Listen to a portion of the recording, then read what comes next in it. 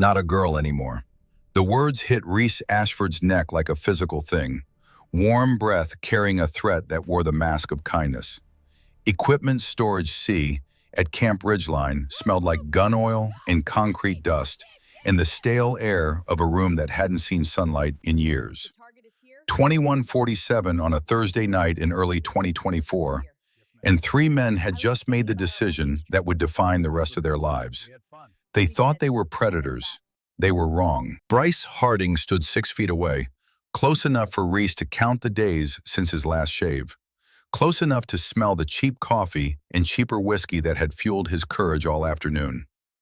33 years old, 6'2", 220 pounds of former Army Ranger who'd spent the last decade believing that size was the same thing as power. Behind him, Derek Kane blocked the door with his shoulder. 28 years old and built like he'd been designed in a lab specifically to intimidate anyone smaller than a sedan. And between them, shifting his weight from foot to foot in the rhythm of a man whose conscience was still trying to save him, stood Logan Pierce, 25, the youngest, the uncertain one, the pendulum. Reese stood with her back to the equipment rack, olive green V-neck t-shirt tucked into military cargo pants, dog tags resting against her sternum, where her father's heartbeat used to be.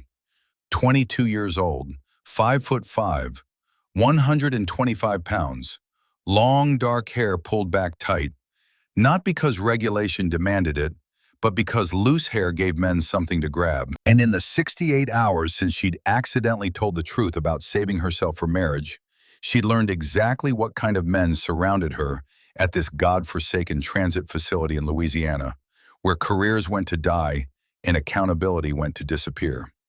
Not a girl anymore, Bryce said again, stepping closer. That's what tonight's about, sweetheart, teaching you what the real world feels like. The hydraulic hinge on the door wheezed as Derek pushed it closed with his hip. The sound echoed in the concrete box, like a coffin lid settling into place. No cameras in Storage C, broken interior lock, 73 steps from the nearest guard station, and that guard was pulling a double shift and hadn't left his desk in 4 hours. Reese knew because she'd been counting. Had been counting since the moment her transfer orders compressed from 72 hours to 24, since the moment she understood that short timers weren't protected in places like this. Short timers were just opportunities nobody would miss. But here was the thing these three men didn't know, couldn't know, would learn in exactly 14 seconds. Reese Ashford had been counting longer than they'd been planning, had been mapping exits and blind spots and hydraulic door hinges since the day she arrived, had called Victor Drummond 3 nights ago and heard the old man's voice carry across the phone line with the weight of 49 years fighting wars in places that didn't exist on any map the public would ever see. They're circling, Master Chief, 3 visible. The uncertain one is the most dangerous, Victor had said. He's the pendulum. Could stop it or make it worse, depending on which way he swings. What do I do? What I taught you. Map the space. Know your exits. Know their patterns. Know exactly where you'll stand when they make their move. And Master Chief, yeah, kid, how long do I have once it starts? Victor Drummond had survived Grenada in 1983 by killing 12 Cuban soldiers with nothing but his hands and a 3-second decision window. Had built a career teaching SEALs that the space between stimulus and response was where warriors were made or broken.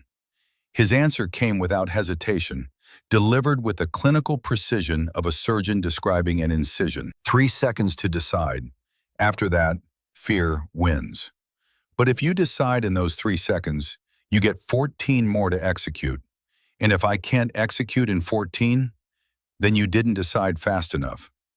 Reese had practiced the radial nerve strike 218 times before Victor nodded approval.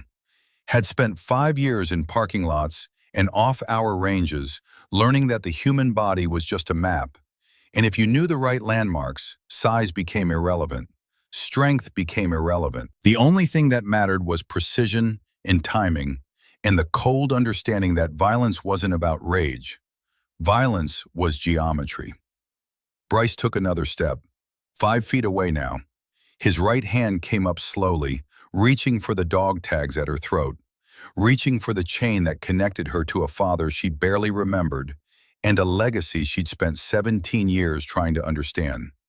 Behind him, Derek's weight shifted forward, preparing. And Logan Pierce, the youngest, the uncertain one, the pendulum, his hands came out of his pockets where they'd been hiding, and his palms were wet. "I'm going to ask you one time," Reese said.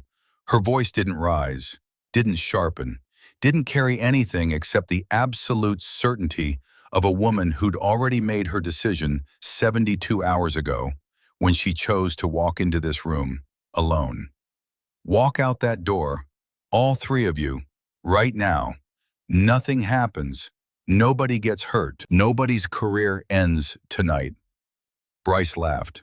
Not loudly, the small, private laugh of a man who genuinely found the idea of being threatened by a 125-pound woman entertaining.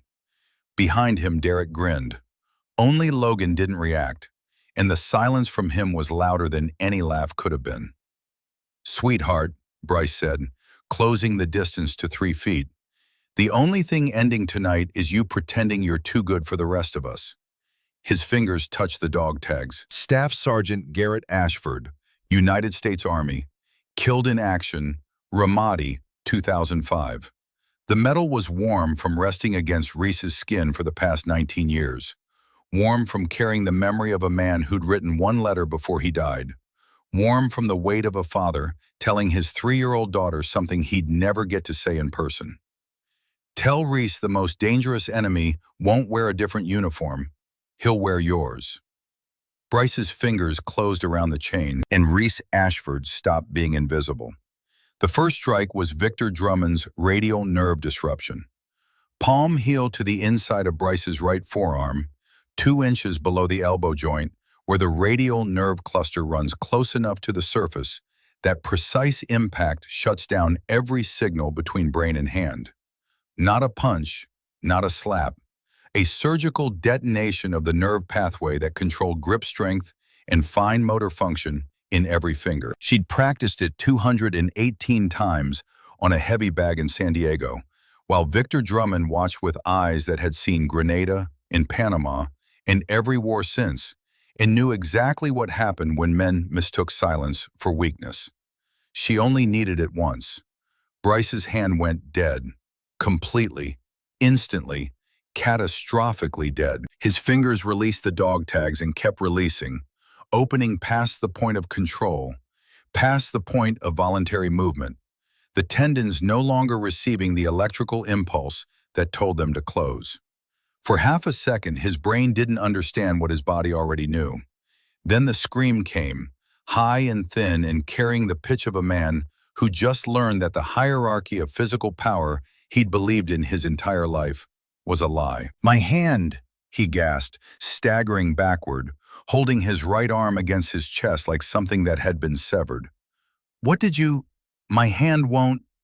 2 seconds gone. Derek moved. He was a follower, but followers still had reflexes, and his reflexes said, protect the leader, eliminate the threat. He came off the door frame fast, both hands reaching for Reese's shoulders in the grab and control technique that every large man defaults to when facing someone smaller. The technique that relied on mass and strength, and the assumption that once you got your hands on them, the fight was over. Reese let him reach, let his hands close the distance, let his fingers make contact with her olive green t-shirt. Then she dropped her weight 2 inches, pivoted 30 degrees, and drove her knee into the exact spot where the peroneal nerve crosses behind the fibular head on the lateral side of the knee. Victor had circled it on an anatomy chart and made her memorize it blindfolded. Find it in the dark, he'd said. Find it under stress. Find it when your hands are shaking and your heart is trying to climb out of your chest. Because in combat, you don't get time to think. You only get time to execute. Derek's right leg stopped working. The knee buckled sideways with a sound that was more mechanical than human, the crack of a joint losing its structural integrity, the wet pop of ligaments deciding they were done holding things together. He went down hard, both hands leaving Reese to grab at the leg that had betrayed him, and the sound he made wasn't a scream. It was the high, thin whine of an animal that had just learned what a trap feels like from the inside. 5 seconds gone, Logan Pierce was still standing, frozen. His face had gone the color of old paper, and his eyes were doing the rapid, panicked calculation of a man whose entire understanding of how the world worked had just been demolished in front of him. He could walk away. The door was right there. Derek was on the ground holding his knee and making sounds that would haunt every dream he had for the next decade. And Bryce was staring at his dead hand like it belonged to someone else. But Logan could still leave. "Walk away," Reese said again. Same voice, same tone, same calm. Last chance. He didn't walk. She could see the moment the decision crystallized in him. Not courage, not conviction, just the panicked loyalty of a man who was more afraid of being seen as a coward by his friends than he was of the woman who just dismantled both of them. He lunged forward, arms wide, going for a tackle that would use his weight advantage to end the fight on the ground, where size mattered and technique didn't. Reese stepped sideways, let his momentum carry him past her center line. And as he passed, she delivered a single, controlled strike to the solar plexus, the cluster of nerves at the base of the sternum that controls diaphragm function. Not the wild haymaker of a bar fight, the precise, measured impact that Victor Drummond had taught her stops breathing for 15 to 30 seconds while the body reboots its most fundamental system. Logan's body folded. He went down on his knees, then onto his hands, his mouth opening and closing in the universal language of a man who couldn't breathe and didn't understand why. The sound coming from his throat wasn't words. It was the desperate, fish-out-of-water gulping of someone whose diaphragm had just received the message that it was taking a break and the lungs could figure out their own problems. 14 seconds. 3 men, 3 precise strikes, 0 rage. The room was quiet except for breathing. Bryce's ragged gasps as feeling started returning to his hand in waves of electric agony. Derek's whimpering as he held his knee and rocked back and forth on the concrete, like motion could somehow undo what had been done. Logan's desperate gulping as his diaphragm slowly remembered how to function, and air started moving again in short, painful bursts. Reese stood in the center of the room. Her hands weren't shaking. Her breathing was still at 4 counts in, 4 counts out. The rhythm Victor Drummond had drilled into her nervous system until it was more reliable than instinct. Her hair had come loose on one side, falling across her shoulder, and she pushed it back with a motion so casual it made the violence of the previous 14 seconds feel like something that had happened in a different dimension. She waited. Not because she needed to, because Victor had taught her that the fight wasn't over when the body stopped moving. It was over when the mind stopped believing it could win. Bryce tried to rise, got halfway up, his dead hand pressed against his chest like a wounded bird. His eyes found Reese, and what she saw in them wasn't anger. It was the existential confusion of a man who'd been certain of his place in the hierarchy of physical power, and just learned that the hierarchy was a lie. "What did you do to me?" he gasped. His voice cracked. "My hand. I can't feel my hand." "You'll feel it in about 2 minutes, Reese said. She crouched beside him. Close enough for him to feel her breath, the way she'd felt his when he reached for her dog tags. "The nerve will reconnect. Full function returns in 24 to 48 hours. She stood, stepped back to the center. 3 men on the floor around her like wreckage from a collision they'd caused and couldn't survive.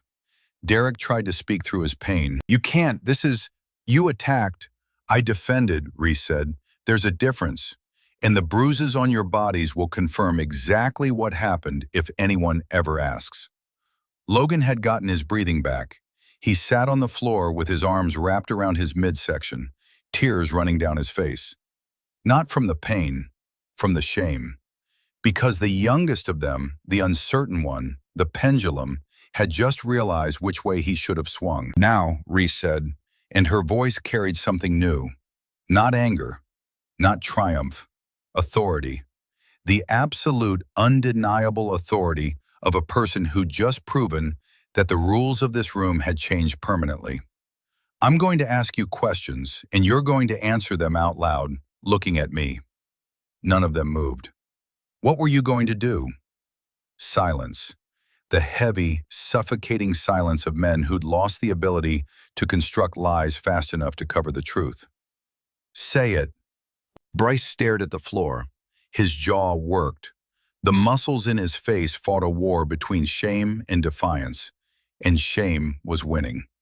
We were going to... He couldn't finish. The sentence dissolved in his mouth like acid. Going to what? Take it, he whispered. The words came out broken. Her first time. Reese didn't react, didn't blink. She turned to Derek. And you? Derek was still holding his knee. Tears and sweat mixed on his face. We thought, his voice barely carried across the 3 feet between them, we thought she needed to be shown. Shown what?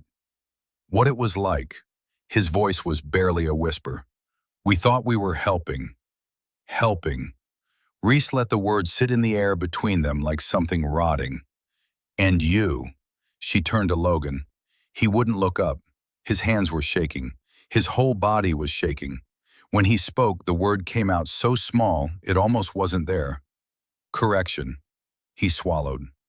Training. Reese stared at him. At the 25-year-old man sitting on a concrete floor with tears on his face and the word correction hanging from his lips like a confession extracted under conditions no court would accept. You believe that? I don't know what I believed. His voice cracked. I don't know. The door clicked open. Not loudly, not dramatically, just the slow mechanical swing of the hydraulic hinge, announcing that the seal on this room had been broken. 2 women stepped inside, standard rotation, probably heading for their own gear check. They froze. Their eyes swept the room. 3 men on the floor, 1 woman standing. The unmistakable geometry of something that had gone violently and permanently wrong. The taller one started to speak. Should we?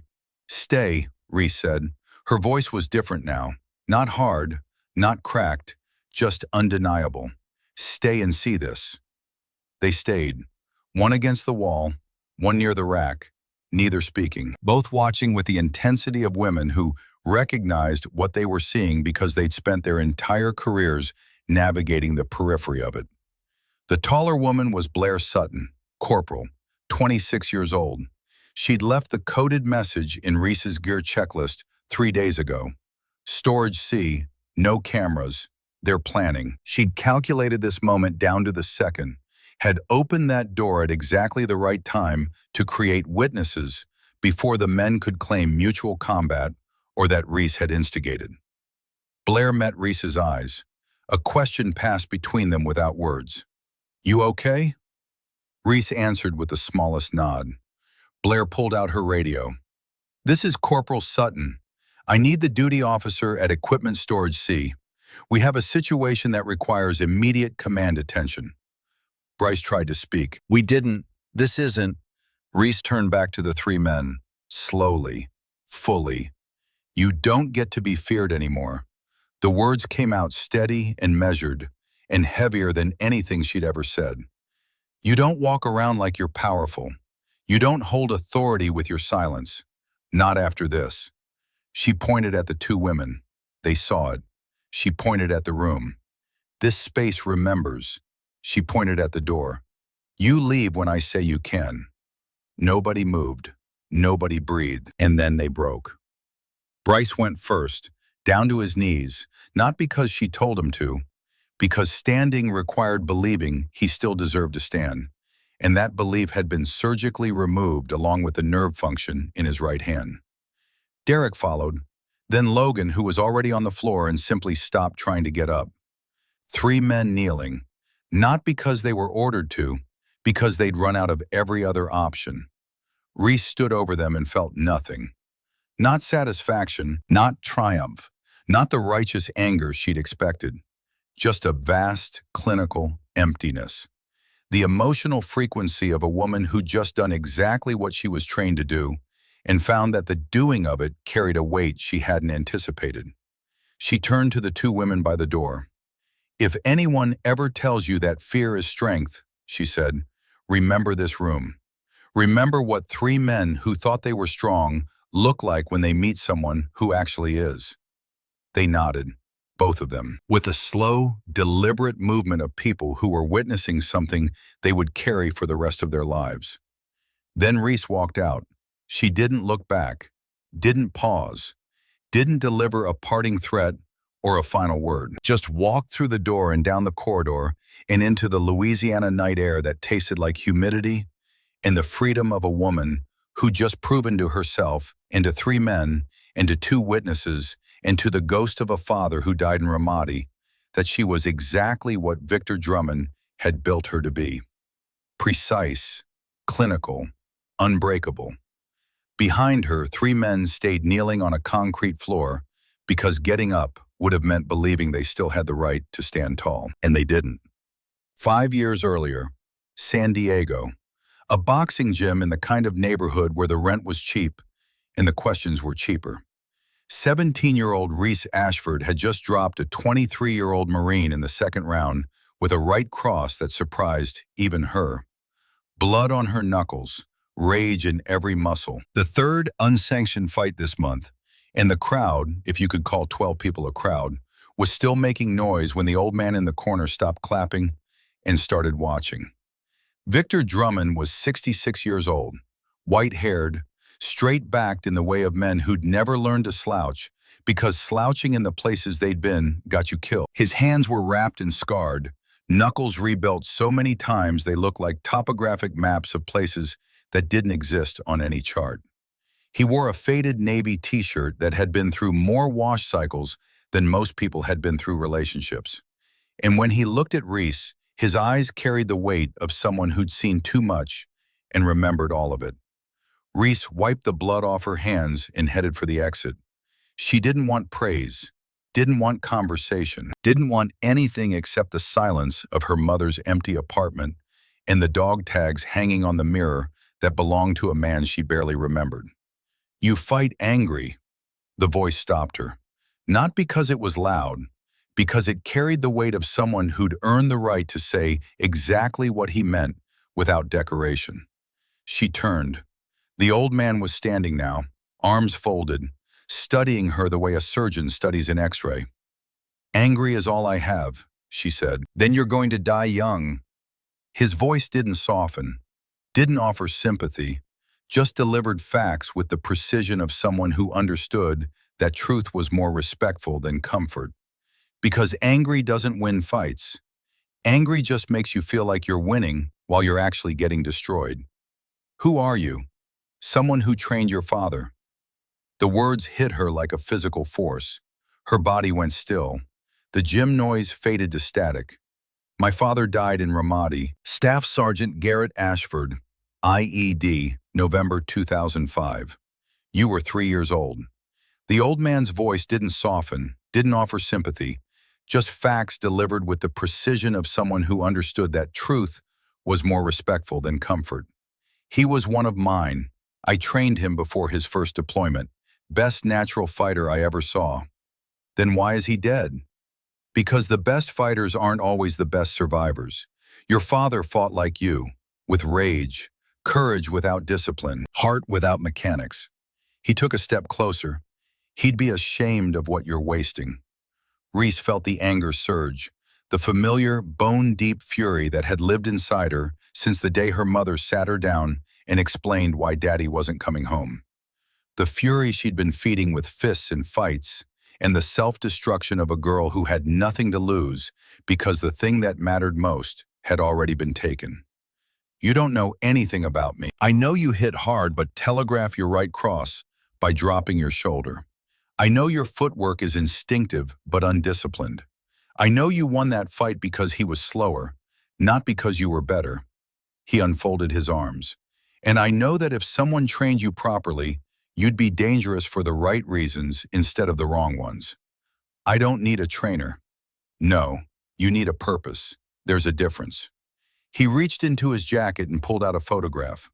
Old, creased, the colors fading the way photographs do when they've been carried too long in pockets that have seen too many countries. Two men in desert camouflage, arms around each other's shoulders, grinning at the camera with the joy of warriors who'd survived something they shouldn't have.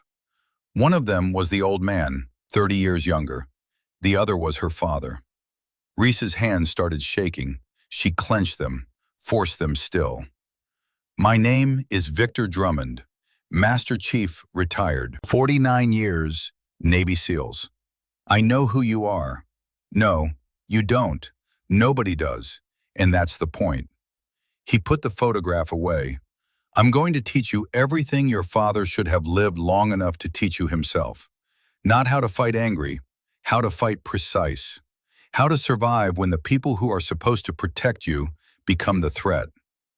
Why would my own people threaten me? Victor's eyes changed. Something dark moved behind them, something that had seen too much and remembered all of it. Because you're a woman, because you're young, because you're going to walk into rooms where men have already decided what you are before you open your mouth. His voice dropped. And because the most dangerous enemy you'll ever face won't be wearing a different uniform. He'll be wearing yours. She didn't understand it then. She would.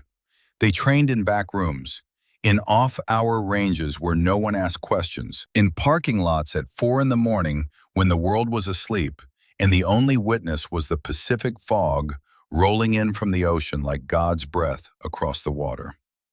Victor didn't teach her to shoot better or run faster. The military would do that.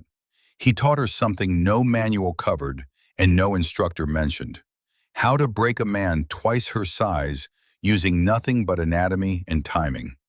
Victor explained the 14-point system during their third session. They sat on a training mat in a warehouse that smelled like sweat and old rubber. His hands were wrapped, steady, carrying the calm of someone who'd made peace with violence. Size doesn't matter when you know anatomy, he said. 14 pressure points on the human body. Hit anyone correctly, motor shutdown. Complete. Instant. He demonstrated on her forearm, pressure without force. The radial nerve cluster, 2 inches below the elbow. Interrupt the signal from brain to muscle. Clean hit, 30 seconds to a minute of total hand disability. Show me how to find them, she said. You already know how. Your body knows where its own vulnerabilities are. Every point I'm going to teach you is a point you'd instinctively protect if someone came at you. The throat, the eyes, the groin. Those are obvious. But there are 11 others most people don't know about. And those 11 are what separates someone who brawls from someone who wins. Over the next 5 years, he taught her all 14, made her practice each strike until her hands moved without thought. 218 repetitions of the radial nerve strike before he nodded. 347 repetitions of the perineal disruption before he said she was ready. 412 repetitions of the solar plexus strike before he trusted her to use it. You'll know when you need this, he told her on their last session before she shipped to BUD/S. And when you do, don't hesitate. Hesitation gets you killed. Precision keeps you breathing. What if it's not an enemy? Then it's worse. Because enemies are supposed to try to hurt you. When it's someone who wears your patch, your flag, your insignia, that's the betrayal that breaks people. He held her shoulders. Don't let it break you. Your father's last letter to your mother said one thing that matters. He pulled an envelope from his jacket. Worn, creased. The ink faded but still legible in the script of a man who'd written it, knowing he might not come home to say the words in person. Reese took it with hands that had stopped shaking years ago, but started again now. The letter was short, 3 paragraphs, but the last one was the only thing that mattered. Tell Reese the most dangerous enemy won't wear a different uniform. He'll wear yours. I learned that in Fallujah when my own squad almost left me behind because they thought I hesitated. I didn't hesitate. I decided in 3 seconds that their target was a kid with a cell phone, not a bomber. They were wrong. I was right. But they never forgave me for making them wait those 3 seconds. Tell her, Never let anyone decide what she's worth. Not the enemy, not her own people. Reese pressed the letter against her chest, felt the paper warm from her body heat, felt the words sink into her bones like something she'd always known but never had language for. He wasn't talking about the enemy, Victor said quietly. He was talking about everyone. She carried those words through Boods/S, through Hell Week, where the Pacific Ocean tried to kill her, and she refused to let it. Through the moments when instructors told her to quit, and she answered with silence. Through the days she earned her trident, first woman in her class, one of the first in history. She carried those words to Camp Ridgeline in early 2024. She was about to need them. It happened on the fourth day, not with drama or menace, with something worse, casualness. A handful of men lingered near the benches outside the equipment cage.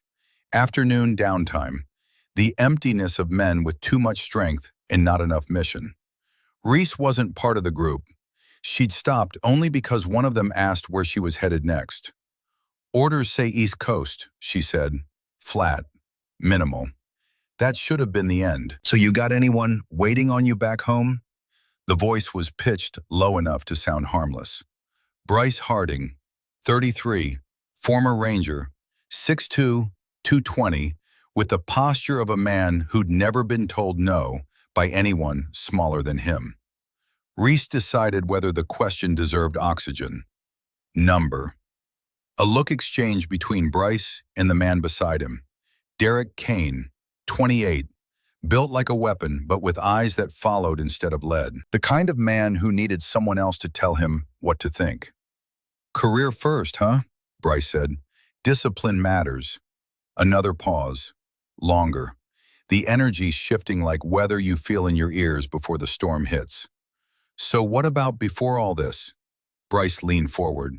You know, relationships, experiences. She turned to face them, calm, no tension, no defensive edge, just honesty delivered the way Victor taught her to deliver everything, clean and unadorned. I'm a virgin, she said, saving myself. The silence that followed wasn't confusion. It was recalculation. Someone laughed. Too fast. Too loud. The kind of laugh people use to buy time when reality doesn't fit the shape they expected. No way, Derek said. I'm serious. You're kidding. I don't kid about things like that. That's when it happened. Not the laughter, the change. The way their eyes stopped skimming and started measuring. The way bodies shifted, weight redistributing, like a group that had collectively leaned forward without realizing it. Bryce tilted his head. His voice dropped into something almost thoughtful, almost gentle, almost worse than shouting. That's not how this world works, sweetheart. The others didn't challenge him. They didn't need to. Because in that moment, something locked into place between them. An idea so ugly in its simplicity, it didn't need words. She wasn't experienced. She wasn't hardened. She hadn't been tested. And in their minds, that meant she wasn't finished yet. The conversation drifted after that, not back to normal, sideways.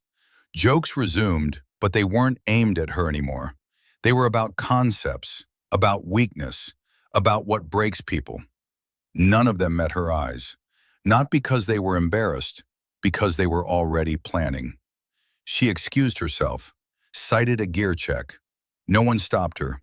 No one followed. But as she walked away, she felt it. The weight of attention that wasn't pursuit. Something worse. Claim. Behind her, barely under his breath, Bryce muttered to Derek, "Someone's going to fix that." "Yeah," Derek answered. "Life will." They laughed. She didn't hear it. But the damage was done.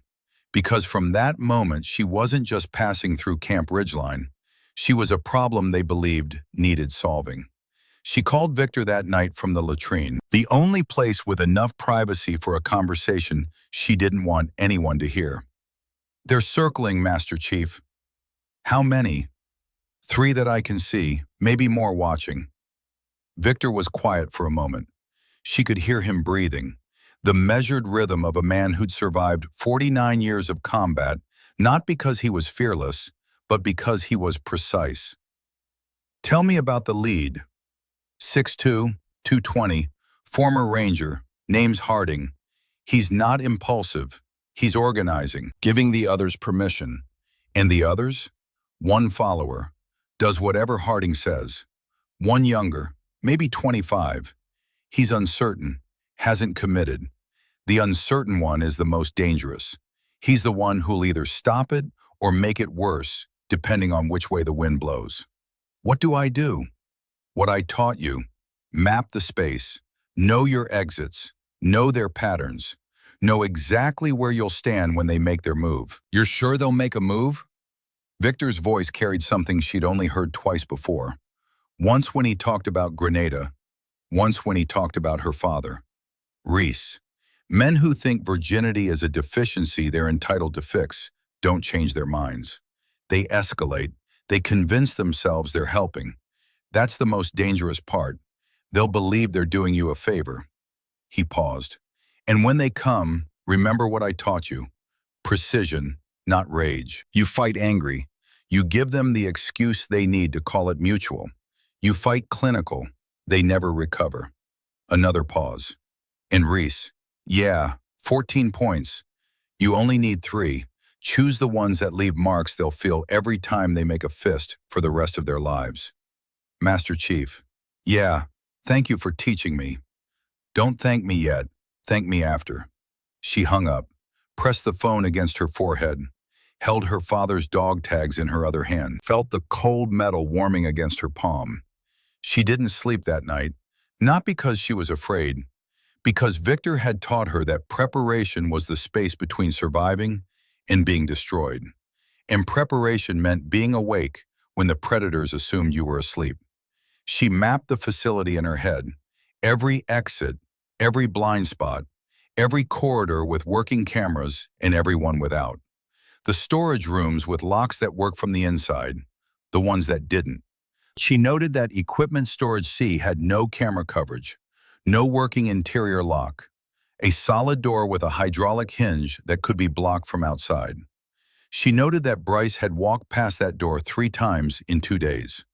She noted that her transfer orders activated in 72 hours. And she noted with the calm, clinical precision of a woman who'd been trained by a man who survived Grenada with nothing but his hands and his knowledge of human anatomy, that 72 hours was exactly the window they would use. Because short timers weren't protected, weren't staffed, weren't dangerous. They were just passing through. And everyone knew what that meant. Over the next 2 days, the atmosphere at Camp Ridgeline thickened around her, like a noose being tightened 1 millimeter at a time. Her locker was moved, just 2 inches. Subtle enough to deny, obvious enough to send a message. We've been in your space. Her PT schedule started overlapping with theirs, not by accident. She stopped hearing her name. Instead, the Navy girl, short timer, number 20, like she was a training exercise, not a person. And the conversations changed. Not louder, closer. Statements with no context dropped like breadcrumbs. Some people don't get it yet. She'll understand soon enough. Better when it's not a choice. She heard Bryce say it clearly to Derek one evening, thinking she was out of earshot. If we don't teach her what it means now, someone else will. And worse. That was the lie they told themselves. That what they were planning wasn't assault, it was protection, correction, training. They believed they were helping her. That was the most dangerous part. Then the transfer orders came through. 72 hours compressed to 24. New unit, new location. She was leaving tomorrow. The words spread within the hour. Low voices, half glances, conversations that stopped when she passed. She's gone tomorrow. Last day. Didn't think she'd make it through here untouched. That word, untouched. They didn't say it like a hope. They said it like a loophole. Because leaving meant she wouldn't be around to complain. Wouldn't have time to become a problem. Wouldn't have backup.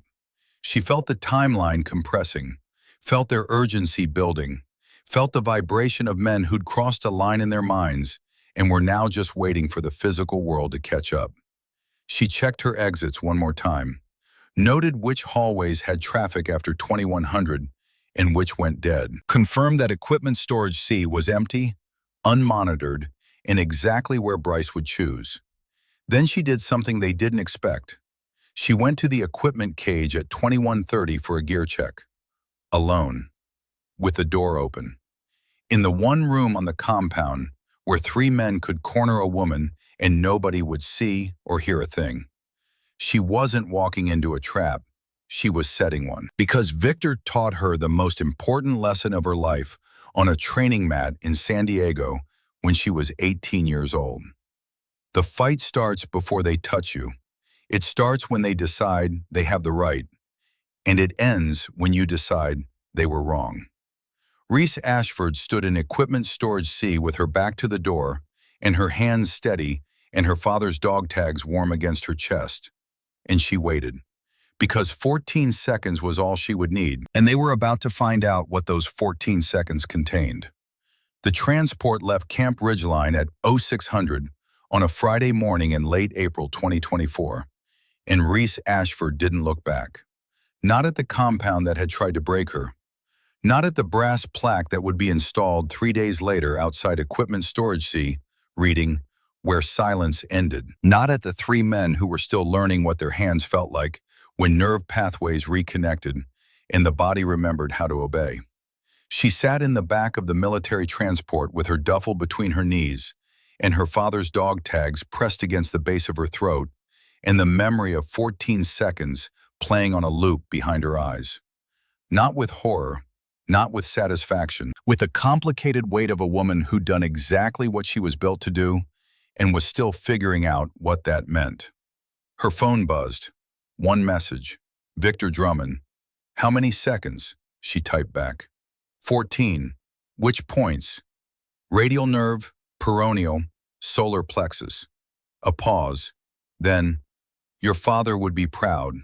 Not of the strikes, of the control. Rage would have put them in the hospital. Precision put them on their knees. There's a difference. Thank you, Master Chief. Don't thank me. Thank me when you pass it on. Because what I taught you isn't for you. It's for every woman who comes after you, who won't have to fight the fight you just fought." Reese stared at the message for a long time. The transport hummed beneath her. The road stretched ahead toward Virginia Beach and SEAL Team 5, and a deployment that would test everything Victor had built in her and everything her father had died believing she could become. She was ready. She'd been ready since she was 17 years old, standing in a boxing gym in San Diego with blood on her knuckles and an old man's voice telling her the truth she needed to hear. Angry gets you killed. Precision keeps you breathing. She was still breathing, and 3 men in a storage room in Louisiana were still learning what that cost them. Virginia Beach didn't want her. Reese knew it the moment she walked through the compound gate with her duffel over her shoulder and her transfer orders in her hand. She knew it from the way the duty officer looked at her paperwork, then at her, then back at the paperwork with the expression of a man hoping the ink would rearrange itself into something that made more sense. She knew it from the silence that followed her down the corridor to the team room, where 6 men sat around a table covered in maps and satellite imagery, and the tension of warriors who'd just been told their new team member was a 22-year-old woman with 0 combat experience. Commander Dalton Kincaid was the first to speak. 38 years old, 16 years special operations. 2 bronze stars and a Purple Heart from places that didn't appear on maps available to the public. He had the posture of a man who'd never given an order he wasn't willing to execute himself, and the eyes of someone who'd executed too many. "You're Ashford?" "Yes, sir." Kincaid tapped the folder on the table. "Your file's interesting. Pipeline complete. Trident earned. Top marks in every qualification except one." "Which one, sir?" "Combat experience." He closed the folder. "Pipeline complete doesn't mean combat ready. I don't care what you did at BUD/S. I care what you do when rounds come down range and the plan falls apart. Then put me where the rounds are, Commander. I'll show you." Something shifted in his eyes. Not respect, not yet, but the dismissal that had been there when she walked in flickered, replaced by something closer to curiosity. Bold words for someone I haven't seen under fire. Bold words are all I've got until you give me the chance to back them up. Kincaid looked at the men around the table. Senior Chief Wyatt Cross, 41, former Marine Raider, a scar across his jaw from Fallujah that he never explained because the men who were there when he got it knew the story, and the men who weren't didn't need to. Carter, Mills, Carson Reed, the combat medic, and a communications specialist named Webb, who watched everything and said nothing, which made him the most dangerous person in any room he occupied. "She's on the team," Kincaid said.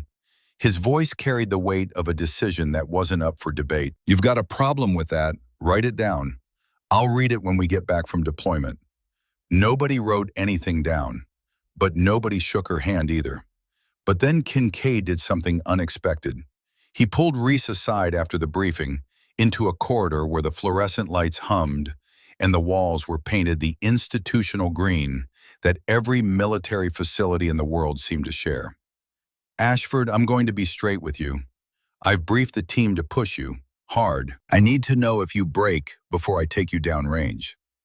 Reese met his eyes. "Why tell me?" "Because your file says you neutralized 3 men in 14 seconds at Camp Ridgeline using nerve strikes. That's not luck. That's training. Who taught you?" "Victor Drummond, Master Chief, retired.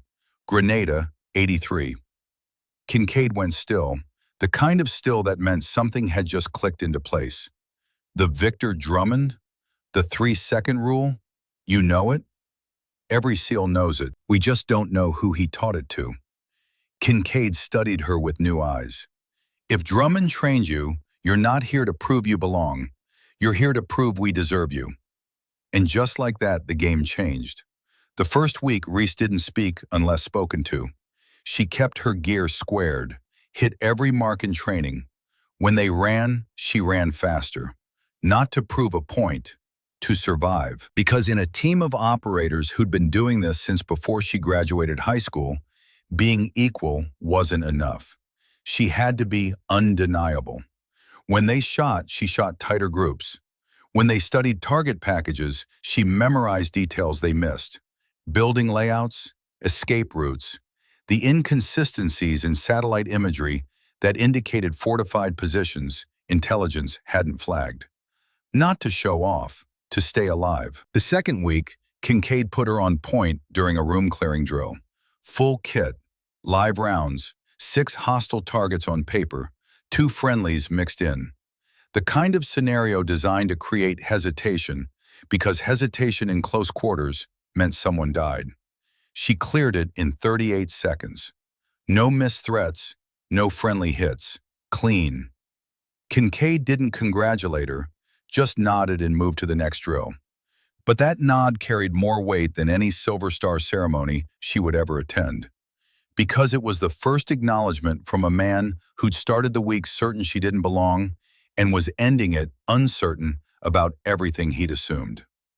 The third week, Wyatt Cross pulled her aside after morning PT. "Then I guess we better deploy." He almost smiled. Almost. The corner of his mouth twitched in a way that suggested the muscles remembered how to form the shape, but hadn't been given permission in a very long time. "Careful what you wish for, Ashford." The fourth week, the call came. 48 hours to wheels up. Target package briefing at 1400. Former Ba'ath Party intelligence officer operating out of a fortified compound 12 clicks southeast of Al-Hasaka, northern Syria. Target call sign, Scarab. Known associate of ISIS remnants, coordinates cross-border weapons trafficking from Iraq. Intelligence said 6 to 8 hostiles. Civilian presence likely. Limited extraction options. The kind of mission where everything that could go wrong historically did. Kincaid briefed the team with maps and satellite photos spread across the table like a surgical plan. Reese listened, absorbed. When he asked for questions, she had 3, all tactical. all relevant, all revealing a level of operational understanding that made Webb raise an eyebrow and uncross his arms. If intelligence says 6 to 8, she said, what's our contingency for double that? We adapt, Kincaid said. Adapt how? If we breach with 6 operators and find 14 hostiles in fortified positions, the math doesn't work. We need a fallback rally point and a designated marksman covering our extract. Kincaid studied her. The room went quiet. It wouldn't be the last. The night before the operation, Reese sat alone in a dusty tent on a forward operating base that didn't have a name, field stripping her M4 carbine for the 4th time. The repetition wasn't maintenance. It was meditation. The same ritual Victor had taught her. Hands in motion, mind in focus. Fear converted into preparation through the discipline of doing something you could control while waiting for something you couldn't. Kincaid sat down across from her without asking permission.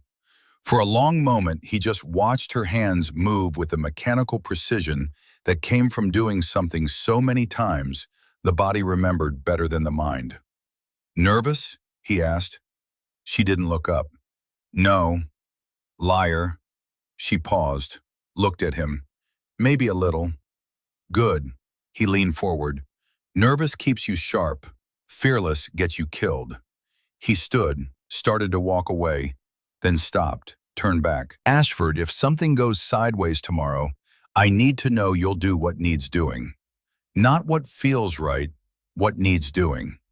She met his eyes. I will. That's all I need to hear. He walked out, and Reese sat in the silence of a tent on a forward operating base that didn't have a name, holding a rifle that had never been fired in anger, wearing her father's dog tags against her chest, and understanding for the first time what it meant to be trusted by someone who'd spent 3 weeks looking for a reason not to trust her. The operation launched at 03:17. 6 operators, 2 vehicles, 15 minutes to the target compound. No moon. Dust in the air thick enough to taste. Reese was 4th in the stack, Kincaid on point, Cross behind him, Carter and Mills next, then her, then Carson Reed, the medic, at the rear. They breached at 03:17 exactly. Flashbang through the door. Entry team flowing with the choreography that came from doing this 100 times before. Reese moved with them, smooth, controlled. M4 up, selector switch on semi-auto, finger indexed along the frame. Her sector of fire clear. 2 hostiles down in the first room. Clean shots, center mass, no hesitation. The first time she'd ever killed a human being. Her hands didn't shake. Her breathing stayed at 4 counts in, 4 counts out. Victor's rhythm. The rhythm that held when everything else fell apart. Second room, Carter took point, opened the door, caught a burst from an AK-47 on full automatic. 3 rounds hit his plate carrier, knocked him backward, but didn't penetrate. He hit the wall, stunned, wind gone. Reese stepped past him before anyone else could react. Through the door into a room that intelligence said should be empty, and wasn't. 2 hostiles, one with the AK that had just hit Carter, one reaching for something on a table that she couldn't identify and couldn't risk letting him reach. 2 shots, 2 kills, both in under a second. Clear, she called. Her voice didn't waver. Behind her, Carter was getting to his feet, hand pressed against his chest where the rounds had impacted. He looked at Reese, looked at the 2 dead men she just put down. Then he said the first personal thing he'd ever said to her. Thanks, Ashford. You'd do the same. Yeah, but I didn't have to. Third room. The compound was bigger than intelligence projected. More hallways, more doors, more places for hostiles to hide and wait and ambush. Kincaid was calling adjustments on the fly, his voice steady in her earpiece. The voice of a man who'd done this enough times to know that no plan survived contact with the enemy, and the only thing that mattered was the ability to adapt in real time. Ashford, move to East Corridor. Cross, you've got West. Carter, hold the breach point. Mills, on me. Reese moved fast, controlled. The east corridor stretched ahead of her, dark and narrow, the kind of space where ambush was inevitable, and the only advantage was speed and precision. She cleared 2 more rooms, both empty. Then the fourth door, and behind it, the sound that changed everything. Gunfire. Not the contained professional bursts of her team, the wild, sustained spray of fighters who'd been waiting in prepared positions. Contact. Kincaid's voice over the radio. Tight, urgent, heavy contact. Main corridor. We are pinned. How many? Reese asked. At least 10, maybe more. They knew we were coming. The intelligence was wrong. Not 6 to 8 hostiles, 14 minimum. Fortified positions. Appeared fields of fire. The compound was a trap, and Kincaid's team had walked into it. Reed's hit. Mills's voice shouted over the radio. Medic is down, through and through, right shoulder. He's in the open. I can't reach him. Reese's blood went cold. The combat medic, the one person who could keep wounded operators alive, was lying in the open between 2 firing positions, bleeding, unreachable. Where? She asked. Main corridor, 30 meters from the breach. He's behind a support column, but it's not covering him. The fire is coming from 2 directions. Can anyone reach him? Silence on the radio. The silence of men who were pinned behind cover with bullets chewing the walls around them. Calculating odds that didn't add up. Negative, Kincaid said. Anyone who moves into that corridor is dead. Reese closed her eyes. 1 second, the longest second of her life. She thought about Victor, about her father, about the letter he'd written to her mother before Ramadi. Tell her to never let anyone decide what she's worth. She opened her eyes. I can reach him. Negative, Ashford. That corridor is a kill zone. Commander, if Reed bleeds out, we lose our medic. If we lose our medic, the next man who gets hit dies. I can reach him. How? East corridor connects to the main hall through a service access 20 meters ahead. I come in from the flank. They're focused on your position. They won't expect contact from the east. Kincaid was quiet for 2 seconds. 2 seconds that contained every calculation a commander makes when he's about to send someone into a space where the probability of death is higher than the probability of survival. Go! Reese ran. Not the controlled tactical movement of room clearing, full sprint. The kind of running that abandoned caution in favor of speed, because speed was the only thing between Reed's life and Reed's death. She hit the service access at a dead run, through the narrow passage, into the main corridor from an angle the enemy hadn't anticipated. And there was Reed, 24 years old, the youngest on the team, lying behind a concrete column that covered his legs but left his torso exposed. His right shoulder soaked dark, his face the gray-white color of a man losing blood faster than his body could compensate. 3 fighters held positions at the far end of the corridor. Their fire was concentrated on Kincaid's position, 40 meters in the opposite direction. They hadn't seen Reese, not yet. She didn't hesitate. Victor's voice in her bones. Hesitation gets you killed. Precision keeps you breathing. 3 shots, 3 kills, each one placed with the surgical accuracy that had been built into her hands over 5 years of training on backlot ranges and parking lot sessions, and 218 repetitions of a palm strike that she'd used in a storage room in Louisiana against men who wore the same uniform. The corridor went silent. She reached Reed in 4 seconds, grabbed the drag handle on his vest, pulled. He was 190 pounds of dead weight, and she was 125 pounds of adrenaline and Victor's training and her father's fire. She dragged him 40 meters under fire that resumed from deeper in the compound. Rounds cracking past her head, chewing the walls, shattering concrete that sprayed across her back like shrapnel. 1 round close enough to leave a powder burn on her left sleeve, the fabric scorched black in a line 3 inches long. She didn't stop, didn't flinch, didn't slow down. 40 meters, 20 seconds. The longest 20 seconds of her life. She pulled Reed behind the breach wall where Carter was waiting. The older operator grabbed the medic, pulled him to safety, started applying pressure to the shoulder wound with hands that had done this before, and prayed they'd never have to again. Reese didn't stop moving. She dropped to one knee, checked her magazine, keyed her radio. "Commander, I've got an angle on their eastern position. 3 fighters, maybe 4, concentrated behind a barricade at the main hall junction. Can you take them?" "I can do better. If Cross pushes west and I push east, we collapse their position from both sides.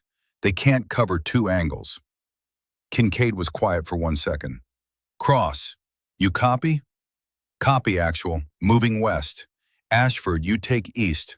On my mark." "Ready. Mark." Reese moved through the corridor she just cleared, past the bodies of the 3 men she killed minutes ago, into a flanking position that gave her a line of sight on the enemy barricade. She pied the corner the way Victor taught, small slices of visual. Never commit until you own the angle. Cross appeared from the west, big, scarred, moving with the quiet lethality of a man who'd been doing this since before Reese was born. The enemy fighters realized too late that they were being compressed from 2 sides. They tried to reposition. Too slow. Reese and Cross fired simultaneously, coordinated without words, the kind of synchronization that wasn't trained, but earned through the shared understanding of 2 warriors who just decided to trust each other with their lives. 4 fighters down in 6 seconds. The compound fell silent. The high-value target was captured alive. Scarab. Zip-tied and face down in a back room, surrounded by intelligence materials that would keep analysts busy for months. Documents detailing weapons caches from Mosul to Damascus. Bank accounts in Beirut. Names of facilitators operating in Turkey. Kincaid counted heads. 6 operators, all breathing. Reed wounded but stable. Carter bruised but functional. Everyone else intact. He walked to Reese. She was kneeling beside her rifle, checking her magazine count out of habit, her hands steady, her olive green t-shirt dark with sweat and concrete dust and someone else's blood. The powder burn on her sleeve still smoking slightly. "Ashford." She looked up. "I was wrong about you." His voice carried something she'd never heard from him before. Not respect, which was earned and professional, but something deeper. Admission. The raw, uncomfortable sound of a man dismantling his own assumptions in real time. "I need you to hear me say that." She stood. "I didn't come here to prove anything, Commander. I came to do the job." "You did more than the job. You saved Reed's life. You changed the tactical situation. You took command of a flanking maneuver under fire that most operators with 10 years' experience wouldn't have attempted. I did what needed doing. Like you asked." Kincaid extended his hand. She shook it. "I'm putting you in for the Silver Star," he said. "Every man on this team is co-signing it. Every man, including Cross." Cross was standing behind Kincaid, listening. When Reese looked at him, he did something she'd never seen him do. He smiled. "Welcome to the team, Ghost." The call sign hit her like a wave. Ghost. Her call sign.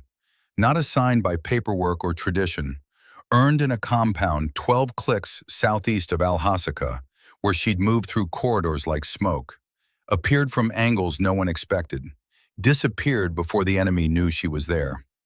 "Ghost," she repeated. "You don't like it? I love it."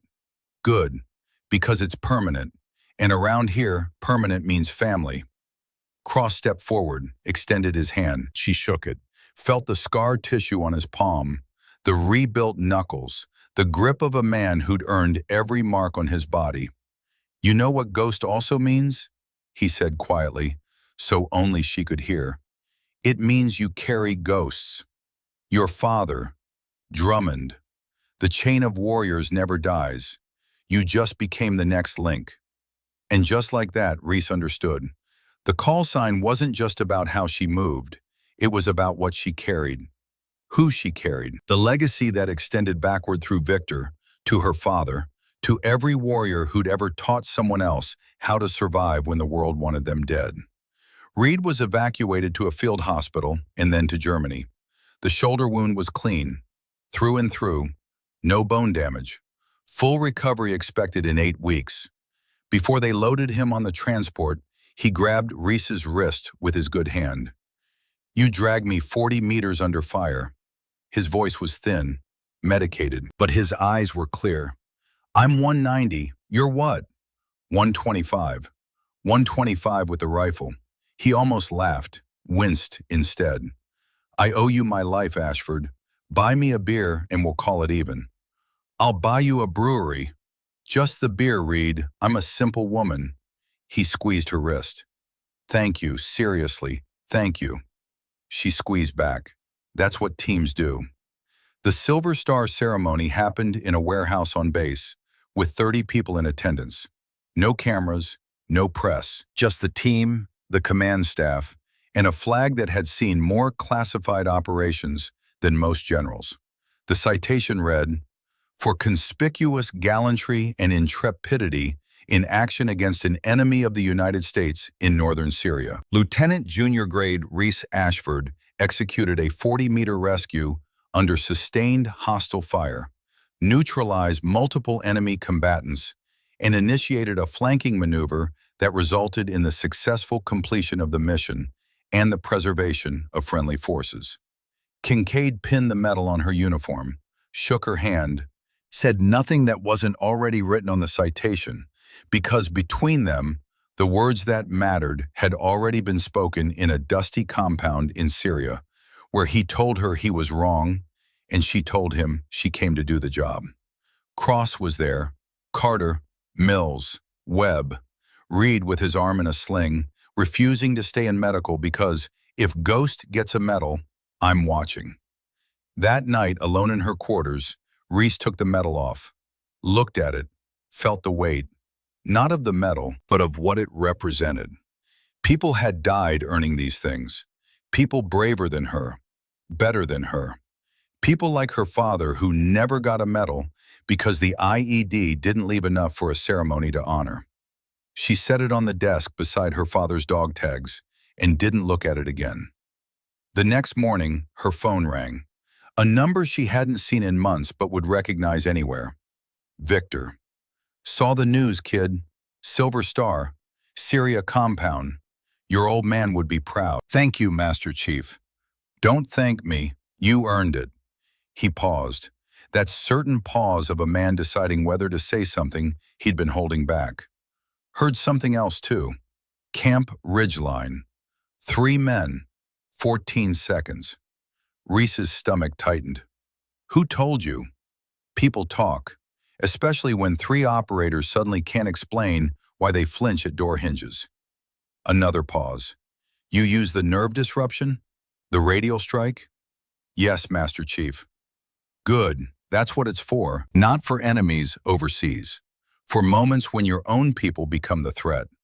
I didn't file a report, I know, and you shouldn't have, because what you did was better than any report.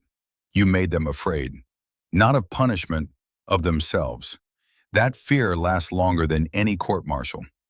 Silence on the line. The comfortable silence of 2 people who understood each other at a level that transcended words.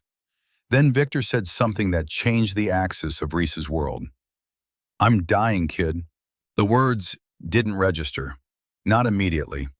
They sat in the air between the phone and her ear like objects that belonged in a different conversation, a different reality, a different universe where the man who'd built her from nothing wasn't indestructible. "What?" "Pancreatic cancer. Diagnosed 3 months ago. They're giving me 6 months, maybe less." "No." The word came out harder than she intended, raw, unfiltered. "No, Master Chief. No, you don't get to do this. You don't get to call me. Tell me you're proud of me." "And then what? Die?" His voice was gentle, the gentlest she'd ever heard it. "Kid, I'm 71 years old. I've been to Grenada, Panama, the Gulf, Somalia, Afghanistan, Iraq, and places that don't have names. I've trained 2,300 SEALs, lost 47 in combat, almost lost one to friendly fire in a storage room in Louisiana. He paused. But I didn't, because I taught her what she needed to know. Reese pressed the phone against her forehead. Tears she hadn't allowed herself in years burned behind her eyes. You can't leave me too. I'm not leaving you. I'm passing the torch. There's a difference. He coughed. The sound was wrong, deeper, wetter than it should have been. Listen to me, Reese. What I taught you isn't for you. It never was. It's for the women who come after you. The ones who will walk into rooms where the men have already decided what they are. The ones who need someone to teach them what I taught you. That strength isn't about size. It's about precision, about knowing what to protect and having the skill to protect it. I'm not ready for that. Nobody's ever ready. That's the point. You just do it anyway. Another cough. There's a ceremony, my retirement, Naval Amphibious Base Coronado. 3 weeks. I want you there. I'll be there. Bring the silver star. I want to see it in person. I'll bring it. And Reese. Yeah? Wear that olive green shirt, the one you always wear. I want to see you looking like yourself, not like the Navy dressed you up. She laughed through the tears, the kind of laugh that sounds like breaking and healing at the same time. I'll wear the stupid shirt. Good girl. Don't call me girl. You're right. Good warrior. Better. He paused one more time. 3 weeks. Coronado. Don't be late. I won't. She hung up, sat on the edge of her bunk, holding the phone in one hand and her father's dog tags in the other, and let the tears come. Not the controlled, private tears she'd rationed to herself in dark rooms and empty hallways. Real tears. The kind that shook her body and stole her breath and didn't care about rank or protocol or the image she'd been maintaining since she was 17 years old. The grief came in waves. For Victor, 49 years given to a country that would never know the full extent. For 2,300 SEALs carrying his knowledge into places he'd never see. For 5 years spent building a broken girl into a warrior. For her father, the man she barely remembered, dog tags warm against her chest, last words that became her foundation. For the 17-year-old who'd been angry and lost. For the 22-year-old who proved precision was stronger than rage. For the woman becoming someone who'd carry Victor's knowledge forward because he was running out of time. And when the tears stopped, she felt something settle inside her. Not peace, not acceptance, something harder than both. Resolution. The unshakable certainty of a woman who understood that the people who build us don't belong to us forever. They belong to the chain. The knowledge moving forward through hands that touch hands, that touch hands. Extending past any single life into something that outlasts everyone. Victor was dying. That was a fact she couldn't change. But what he'd built in her, the precision, the discipline, the understanding that real strength protects instead of takes, that would outlive them both.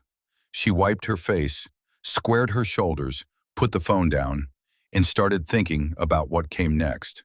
Because warriors don't stop when the world breaks. They rebuild, they adapt, they find the next mission.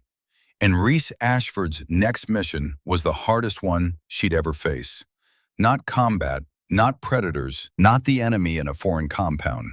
Saying goodbye to the man who made her. The ceremony was held on a Friday afternoon in late August at the Naval Amphibious Base in Coronado. 200 people filled the space. Officers, enlisted, family members, former teammates whose faces carried the geography of men who had been to places that didn't exist on any map the public would ever see. 3 former commanding officers, a retired admiral who had flown in from Virginia specifically because Victor Drummond had saved his platoon in Panama in 1989, and he'd never had the chance to say it publicly. Reese stood in the front row wearing her olive green V-neck t-shirt under her dress uniform jacket, which she'd left deliberately open because Victor had asked her to wear the shirt.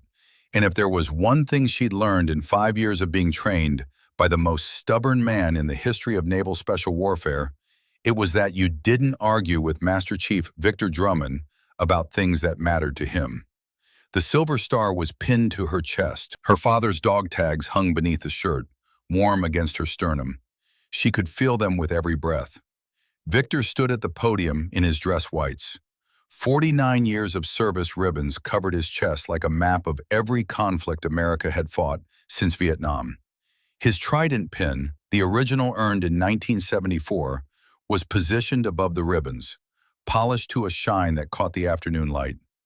He looked thinner than the last time she'd seen him. The cancer was doing what cancer did, quietly dismantling a man from the inside while he refused to acknowledge its authority.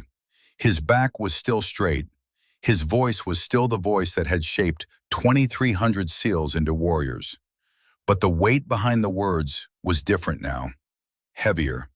Like a man who knew he was speaking for the last time and wanted every syllable to count. I've served through Grenada, Panama, the Gulf War, Somalia, Afghanistan, Iraq, he said, and operations you'll never hear about because they're still classified. He paused, the kind of pause that made 200 people stop breathing. But the most important thing I learned didn't come from a battlefield. It came from watching people choose who they want to be when the rules don't apply. When no one's watching, when the right thing and the easy thing are miles apart. His eyes found Reese. Lieutenant, the kind of emotion that a 71-year-old man who had spent half a century teaching warriors to be controlled and clinical and precise had never allowed himself to show. I'm proud of her because 4 months before that deployment, she was in a room with 3 men who thought power meant taking what they wanted from a woman who couldn't stop them. His voice dropped to a register that made the air itself feel heavier. They were wrong. She stopped them in 14 seconds. Using techniques I taught her in a parking lot in San Diego when she was 17 years old. 200 people absorbed the words. Reese felt every eye in the room shift to her. Not with pity, not with curiosity, with something closer to reverence. She didn't file a report, Victor continued, didn't seek revenge, didn't make it public. She just made sure they remembered. And because of that, because one woman chose precision over rage and discipline over destruction, dozens of women who came after her walked into that same facility and didn't have to fight the fight she fought. He looked directly at her. The gray eyes that had seen her at 17, angry and broken, fighting because fighting was all she had, now saw her at 22. Still fighting, but for different reasons. Better reasons. That's leadership. That's legacy. That's the thing I spent 49 years trying to teach. And she learned it faster than anyone I've ever trained. He stepped away from the podium. The crowd parted. He walked directly to Reese, each step carrying the measured precision of a man who had been walking toward this moment for 5 years. He stopped in front of her, reached into his pocket, pulled out something small enough to fit in his palm. His trident pin, the original, 1974, the year he first earned it, 50 years old. The metal was worn smooth in places where his thumb had rubbed it during moments no one would ever know about. Decisions made in darkness, lives balanced on the weight of a single choice. The loneliness of a man who carried his country's secrets like stones in his pockets. This survived Grenada, he said. His voice was quiet now, just for her. Survived Panama. Survived every operation I ran for 49 years. Survived me. He held it out. Now it's yours. Master Chief, I can't. You already did. In that room, on that mountain in Syria, every time you chose precision over rage. This is just metal, Reese. What you carry is knowledge, and knowledge is only valuable when you pass it on. He pinned it to her uniform. Right next to the silver star, his hands were steady. The hands that had taught her to strike radial nerves and disable men twice her size and survive in spaces that weren't built for her. Then he saluted. Reese returned it. Her hand was shaking. The first time her hand had shaken since the storage room at Camp Ridgeline. Not from fear, Not from weakness, from the weight of receiving something that represented a man's entire life compressed into a piece of metal smaller than her palm. The crowd erupted, applause that carried the force of people who understood they were witnessing the transfer of something that couldn't be measured or replicated or bought. A legacy passing from one warrior to another across the gap between generations. Reese felt the tears building, fought them, lost. Let two fall before she locked everything else behind the discipline Victor had built in her over 5 years. Not here, not now, later. After the ceremony, she found him alone near the beach. He was standing at the water's edge with his hands clasped behind his back, looking out at the horizon where the Pacific met the sky. The same ocean that had tried to drown her during Hell Week. The same water that had witnessed 50 years of seals being forged and broken and rebuilt. She walked up beside him, didn't say anything, just stood. "You're thinking about it, aren't you?" he said without looking at her. "Thinking about what?" Option 2, BUD/S instructor. "How did you know?" "Because I know you, and I know the Navy's going to keep asking until you say yes." He didn't look at her, kept his eyes on the water. "Kincaid wants you back on the team. Another deployment, more operations, more silver stars. That's option A. And option B is a classroom," Reese said.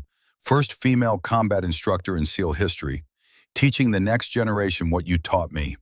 I want option A." "I know you do." Victor turned to her. The cancer had put shadows under his eyes that weren't there 3 weeks ago. His face was thinner, but his gaze, those gray eyes that had found a broken girl in a boxing gym and seen a warrior, was unchanged. Combat is simple. One target, one solution. Teaching is messy. People fail. People disappoint you. People make you repeat yourself until you want to put your fist through a wall. Sounds like you're selling option B. I'm telling you the truth about it, because the truth is what you deserve. His hand came to rest on her shoulder.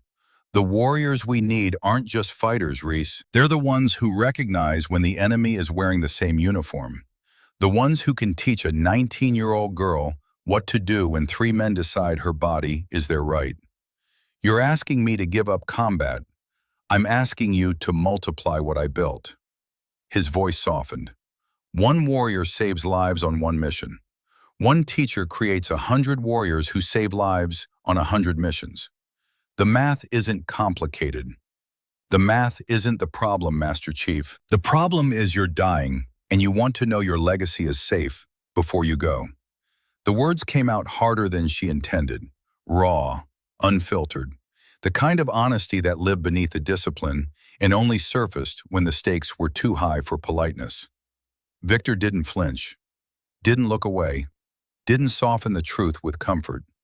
"Yes," he said, "that's exactly what I want, and you're the only person who can give it to me." Reese stared at the water, watched a wave build, crest, collapse, rebuild. The cycle that never ended and never changed, and never cared about the people standing on the shore, watching it. "My father died in combat," she said. "He was 29. I was 3. I don't remember his face. I don't remember his voice. All I have are dog tags and a letter he wrote to my mother that said, 'Tell her to never let anyone decide what she's worth.' I know. I became a SEAL because I wanted to be what he was, a warrior, someone who walked into the fire because the fire was where people needed help. And you became exactly that. So how do I walk away from it? How do I trade a rifle for a classroom and not feel like I'm betraying everything he died for?" Victor was quiet for a long time, the longest silence she'd ever heard from him. When he spoke, his voice carried the weight of 71 years and 49 years of service, and the wisdom of a man who had faced his own version of this choice and knew the cost of both answers. "Your father didn't die for combat, Reese. He died for the people behind him, the soldiers who went home because he stood between them and the thing that wanted to kill them." His grip tightened on her shoulder. "Teaching is standing between people and the thing that wants to kill them. The thing is just different. It's not an IED. It's ignorance. It's culture.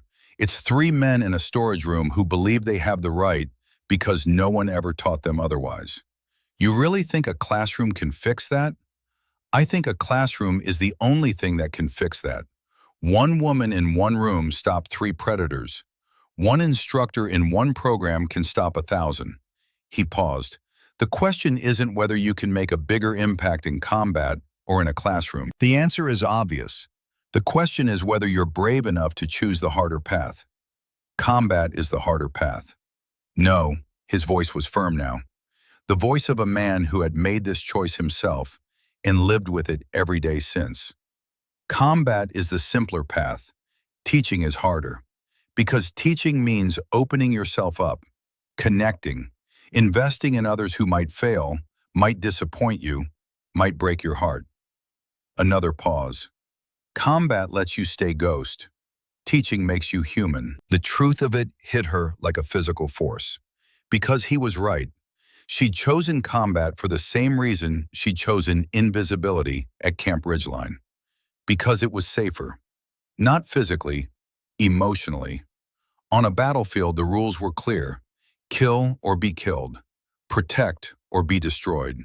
There was no ambiguity, no vulnerability, no risk of caring about someone who could be taken away like her father, like Victor.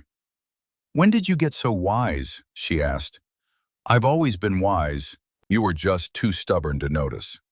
He squeezed her shoulder one last time, then let go. "Take your time. The Navy will wait. Option B isn't going anywhere." A pause. "And me? I'll be here for as long as here lasts." She looked at him, at the man who had found her when she was nothing and built her into something the military had never seen before, at the cancer eating him from the inside while he stood straight-backed against the Pacific wind and talked about legacy like a man who had decades left instead of months. "I'll do it," she said. "Don't decide now. I don't need to think about it. You're right. You've been right about everything since the day you walked into that boxing gym." She turned to face him fully. "I'll take the classroom. I'll teach them everything you taught me. And I'll make sure every woman who walks into BUD/S knows exactly what to do when someone mistakes her silence for weakness." Victor's face did something she'd never seen before. The rigid, controlled expression that had been his default for 49 years of military service cracked. Not dramatically, not with tears or trembling, just a softening around the eyes, a release of tension in the jaw, the quiet surrender of a man who had been carrying a weight he didn't know he was carrying until the moment someone took it from him. "Your father would be proud," he said. "So would you." "I already am, kid. I already am." They stood together at the water's edge, 2 warriors, one at the end of his road, one at the beginning of a new one, watching the Pacific do what it always did, building, cresting, collapsing, rebuilding, the cycle that never ended, the legacy that never stopped. 3 weeks later, Reese received an envelope. No return address. Inside, a single sheet of paper in Victor's handwriting. The angular, precise script of a man who wrote the way he fought, with no wasted motion. "Reese, I'm writing this because the cancer is moving faster than the doctors predicted, and I want to make sure this reaches you while I can still hold a pen. Everything I taught you, the strikes, the positioning, the nerve disruption system, those are tools. They'll keep you alive. But the thing that matters, the thing I couldn't teach you because you had to learn it yourself, is this. Strength isn't what you take from the world. It's what you protect in it. Your father knew that. He died protecting his squad. I spent 49 years teaching it, and you proved it in a room in Louisiana with 14 seconds and 3 men who will never forget the lesson. Pass it on. That's all I ask. Pass it on to every woman who walks through that door wondering if she belongs, because she does. And you're the proof. Victor, P.S. Stop wearing that green shirt to everything. It's not a uniform. It's a security blanket. Your father would be embarrassed." Reese laughed through the tears. The ugly, beautiful, contradictory kind of laughter that lives at the intersection of grief and gratitude.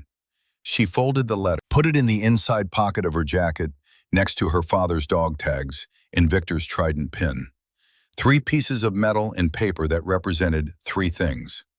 A father who died believing she could be extraordinary, a mentor who spent 5 years proving he was right, and a future that was hers to build. The news from Camp Ridgeline came the same week. Blair Sutton's climate complaint had triggered a full investigation. 3 transfers, 2 demotions, a new commanding officer. Lieutenant Colonel Diane Foster, 52 years old, who wrote a zero-tolerance policy into the facility's operational guidelines on her first day and enforced it on her second. Equipment Storage C had been converted into a training room. Ethics sessions mandatory for every incoming rotation. Outside the door, a small brass plaque. 3 words, where silence ended. None of the instructors explained what it meant. They didn't have to. Everyone knew. 8 more women had come forward in the months since Reese left. Not about assaults, about the smaller erosions, the comments, the evaluations that felt like measurements, the daily experience of being reduced to a body in a uniform instead of a soldier on a mission. The culture was shifting, not overnight, the way ice melts when the temperature rises 1 degree at a time. Invisible until suddenly the landscape is different and nobody can point to the exact moment it changed. And then the letter from Logan Pierce arrived. Reese opened it at her desk. She hadn't expected it, hadn't wanted it. The name alone brought back the storage room, the youngest of the 3, the one who hesitated, the pendulum who swung the wrong way. Lieutenant Ashford, I know you don't want to hear from me. I know I don't deserve to write this, but I need you to know what happened after you left. I was discharged 4 months after the incident, honorable discharge which I didn't deserve. I went home to Ohio, couldn't sleep, couldn't look at myself, couldn't explain to my family why I left the military, because the truth was worse than any lie I could invent. I started seeing a counselor. Took me 3 months to tell her what happened, what I did, what I tried to do. She didn't judge me. She asked me one question: what are you going to do about it? I'm a high school counselor now, teaching teenagers about consent and accountability and the difference between strength and power. Every day, every class, every kid who walks through my door gets the lesson I should have learned before I walked through yours. You didn't just beat me that night, Lieutenant. You woke me up. I've spent every day since trying to deserve forgiveness I'll never ask for. Logan Pierce. Reese read it twice, set it down, picked it up, read it again. She didn't know what she felt, not forgiveness. That was too simple, too clean for the complicated machinery of what had happened in that room. Not satisfaction. His redemption didn't erase his intent. Something in between. Something that lived in the gray space where justice and mercy overlapped without fully becoming either one. She picked up a pen, wrote 3 sentences on a blank card, addressed it to the return address in Ohio. Don't ask me for forgiveness. Earn it from every kid you teach. That's the only redemption that counts. She mailed it without rereading it, because some responses needed to be instinctive, needed to come from the same place the palm strike came from. The trained, precise, automatic response that didn't second-guess itself. Because second-guessing was the luxury of people who hadn't been cornered. Victor died on a Tuesday, 6 months and 4 days after the diagnosis, 3 months after the ceremony at Coronado. On a morning when the Pacific was calm and the sky over San Diego was the blue that California produces in winter. Clear, cold, infinite. Reese was at his bedside. She'd been there for 3 days, sleeping in a chair, eating from vending machines, holding his hand while the machines beeped and the morphine dripped, and the man who had survived Grenada and Panama and every war since Vietnam was finally defeated by something he couldn't strike or outmaneuver or train his way past. His last words were simple, not dramatic, not cinematic, just the truth delivered with the same precision he'd applied to everything in his life. Tell the next one, Reese. Tell her what? What your father told your mother. His voice was barely there. A whisper carried on a breath that was running out. Never let anyone decide what she's worth. His hand went limp in hers. The machines changed their tone. And Victor Drummond, Master Chief, United States Navy SEALs, 49 years of service, 2,300 warriors trained, 47 lost, one saved in a storage room in Louisiana with the techniques he taught her in a parking lot when she was 17, was gone. Reese didn't cry at the funeral. She stood at attention in her dress uniform with Victor's trident pin on her chest and the silver star beside it, and her father's dog tags underneath, and the letter in her inside pocket. And she held herself together with the discipline he'd built in her, because falling apart in front of the 200 people who had come to honor him would have been the one thing he'd never forgive. She cried later, alone, at the beach, standing in the exact spot where he'd stood at his retirement ceremony, looking out at the water that had tried to drown her during Hell Week and failed because he pulled her up by the vest collar and gave her one more breath. She held his trident pin against her chest and let the Pacific wind carry the sound of her grief out to sea where no one could hear it. Then she dried her face, straightened her shoulders, and walked toward base.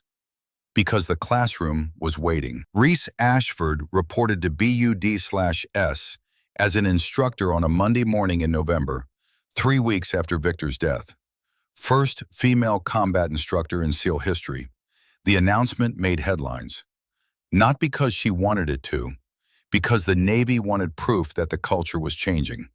She didn't read the articles, didn't do interviews, just showed up on day one of Class 389 with Victor's trident on her chest and her father's dog tags against her heart and the same olive green t-shirt under her instructor jacket.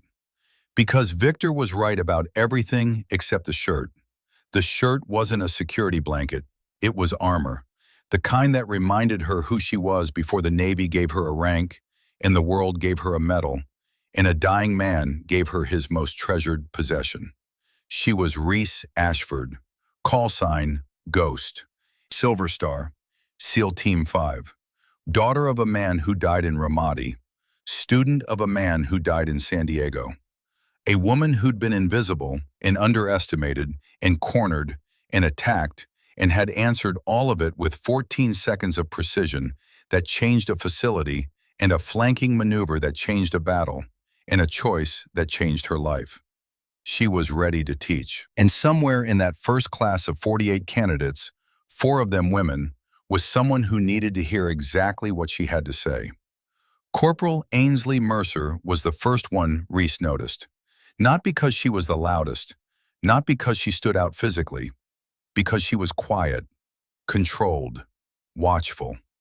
The kind of quiet that Reese recognized the way you recognize your own handwriting, instinctively, without needing to study it. 19 years old, recruited straight out of MIT after scoring in the top percentile on every physical and mental assessment the Navy could design.